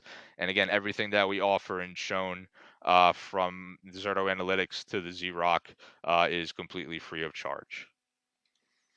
Check out our site here, some videos if you'd like. Quickly scan that QR code to check out our ransomware scenarios. Really cool and good content there. And then here is pretty much to experience Zerto firsthand for yourself. Downtime calculator to see what the cost of downtime would be to you. Our hands-on labs to get quick and dirty with the solution itself, and always places to learn more. Thank you very much for your time. I'll be answering questions in the chat. Oh, well, thank you so much, Anthony. What a great end to our MegaCast. It is always so much fun to hear from you. And one of the things that I love about your presentations is how much you get through in such a short period of time. I feel like my brain is just bursting with information and really giving us the why. That's really one of my favorite things about your presentations, Anthony, and the Zerto crew. You guys do a great job of giving us why this matters and where we're going to see the impact. And so for those of you out there that are thinking you'd like to get a little bit more info, now Anthony, as he mentioned, is going to stick around on live chat and try to get to a few questions, but obviously we're wrapping up pretty quickly here, so we won't have that much time to get back on live chat. So there's a couple of ways that you can get more information. One, keep the questions coming in, because the team is here. Anthony is going to answer as many as possible, and so get those questions in. Whatever Anthony doesn't get to before we head out will get answers over email, so you will get some follow-up emails sent your way. And then also you can click on your screen right now, click on the specific information or insight that you would like to get from Zerto. So make sure that you are getting that solution. All right, so, or that solution, that information, oh boy. So make sure you're getting the information that you want about the Zerto solution by clicking on that screen there. I'll also suggest that you head on over to the handouts tab. If you haven't already done so, make sure that you are clicking on that handouts tab. Get that Zerto data sheet on how to manage and mitigate the high cost of ransomware. It is a pretty quick and easy read. It's 2 pages long, but absolutely packed with data and information. Such an important follow-up to our conversation here today. And obviously, when we're thinking and looking ahead at 2024, this is going to be something that continues to be top of mind. If it isn't already top of mind for you, it will stay on the top of that list for quite a while. So this is a good thing to be aware of, a good thing to have in your on your desktop. Just download that now, save that, hold on to it, and then you can come back and spend a little time exploring after we wrap up the MegaCast, which is coming at us very quickly here, I know. But before we go anywhere, I promised you all that I would go through the prizes, and I meant it. So we're going to do our very last prize giveaway, and then we will also read through the entire prize winning list. So our very last winners here, we have a $300 Amazon gift card, and then we're going to do a 15-inch MacBook Air. I will remind you that you do need to be here live and present at the MegaCast in order to win. I just want to say, I see Jeffrey saying lots of reading to do. Yep, I agree, Jeffrey. This is why every time I finish a MegaCast, I feel like I'm kind of going, and then immediately having to jump into research mode. That's what we were talking about at the top with all those hours ago when we first started this with a keynote from Ned, right? It was that, it's just starting the conversation, and then we get to keep digging and keep researching as we go. All right, so our very last prize winners here, the $300 Amazon gift card going to Wilnick Jean of Massachusetts, and a MacBook Air going to Dean Bobout, B-E-A-U-B-O-U-T, Bobot of North Carolina. So congratulations to you, Dean Bobot of, I'm not saying that correctly, of North Carolina. Dean, I just saw a message from you talking about the weather, that it was 39 degrees there this morning and now 70 degrees in North Carolina. So, and now you've won a MacBook to stay inside with as the weather gets terrible, and enjoy some nice more future MegaCasts. That's the caveat. I didn't tell you that. If you win a MacBook Air, you have to join every MegaCast on your new MacBook Air. That's the fine print in your price. No, you don't. I promise that's not in the fine print. All right, my friends. Well, let me read the entire winning list for you here. We have a gift card going to Cassia Trusty of Texas, a gift card going to Paul Brunk of Georgia, a gift card going to Bill Kehoe of Washington, and to Shannon Hine of Arizona, a gift card going to Stefan Montine of Virginia, and to George Hulsey of Pennsylvania, and also to Wilnick Jean of Massachusetts. Then we have our MacBook Airs going to Andrew Kosanuk of Colorado, also to Shuo Zhao of Massachusetts, and finally to Dean Bobot. Help me out, Dean, from North Carolina. Oh my goodness. I live in Canada. I should be better at French last names. I don't know why I'm struggling with that one today. All right. Well, that's all we've got for prize winners today. We're going to keep things moving because it's time to wrap up our MegaCast. And I do want to remind you all about that $50 Amazon gift card. So if you are a prize winner today and I read your name out, then you will get an email following up with you once we're finished here. If you won that best question gift card, which we review all the questions asked after we wrap, and then we will follow up with you. So stay tuned for that. And that, again, will be followed up once we're kind of wrapped here. So I'm trying to read as well as I as well as I speak. I was reading Jeffrey was saying that a MacBook is the best way to watch. That's interesting, Jeffrey. I feel like you're poking a beehive there, because I think people have very good or lots of opinions about the best ways to watch. So we won't start a conversation about Mac versus other styles of laptop, but if you won a MacBook Air, that is a great use of your MacBook Air, and I fully approve of that. All right. Well, I'll also remind you folks, if you haven't in a while, make sure that you're checking in with ransomware.org. We were just talking about ransomware and from the Zerto crew and that resource takeaway. Another great set of resources available for you on ransomware.org. So be sure you spend some time there. Make sure you've got that link open and saved to do a little bit of digging around. And as always, if you're thinking to yourself that this has been a good time and maybe your team has a solution that the community would benefit from hearing, we would love to have that conversation with you. So shoot us a message at connect@actualtechmedia.com, and we'll see if we can get you on an EcoCast or a MegaCast. You can come hang out with Scott and Keith and I. We always have a great time, and we would love to chat with you. So let us know if that's something that you are interested in. Okay, well, with that, we have reached the end of our day here together today. That I feel like that flew by and also feels like a mile away. We crammed a lot into this day today. My brain is absolutely lit up and buzzing, and I have to, for that, extend a big thank you to our incredible speakers here with us today from Vast Data, Catchpoint, Red Hat, Rubrik, OutSystems, ReliaQuest, and Zerto for making this MegaCast possible and making it so darn fascinating. What a great day. And of course, that always brings me to my final and biggest thank you, which goes out to all of you out there in the audience, and especially for joining in today as we take that look ahead at 2024. I also want to thank you all for commiserating with me on my terrible winter weather in October, which I am not ready for. I am not ready to start thinking about winter, but apparently winter is ready for me. And I suppose that is very on theme for our day today, because ready or not, 2024 is coming at us.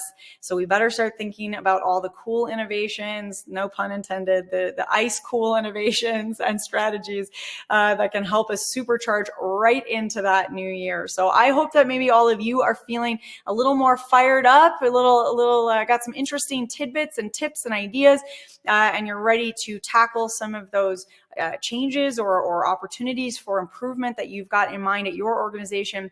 But best and most of all, of course, as we wrap up these conversations together, I always hope that the biggest takeaway was some laughs, some good times, some good insight, and some conversations that you're going to continue in your own lives. So thank you all for taking that time to join us. I will also remind you that we have a ransomware.org expert series that's actually going to be tomorrow, Wednesday, October 25th at noon Eastern, 9 a.m. Pacific. Again, that's Wednesday, October 25th at noon Eastern, 9 a.m. Pacific. We'll be talking about recovering from ransomware. It's crucial to have the right priorities in place. This is a huge topic. This is really important. I think a lot of us feel absolutely paralyzed because there's so much to think about, and it's hard to know what to prioritize, right? If you can't do it all, if you can't put all your time and all your resources and all your people and all your finances into every single element of preparedness, or you're not ready to, or you're just getting started and it feels too big, okay, fine. Where do you start? What are the major priorities? So wherever you're at, whether you're looking to sort of fortify and innovate or update existing systems, or you realize that you really need to do a complete overhaul, whatever it is, this is going to help you set those priorities as you think about ransomware, and especially, again, looking ahead into 2024. So please do come with us for that conversation. Again, Wednesday, that's tomorrow at noon Eastern. And I hope we'll see you there. Otherwise, at a webinar, at a MegaCast, at an EcoCast soon. Whenever you've got the time, we will be here ready to chat with you. And until then, I hope you all have beautiful, warm, cozy, beautiful, sunny fall days. And I will be here shivering in the Great White North and thinking of all of you. Thanks again, folks.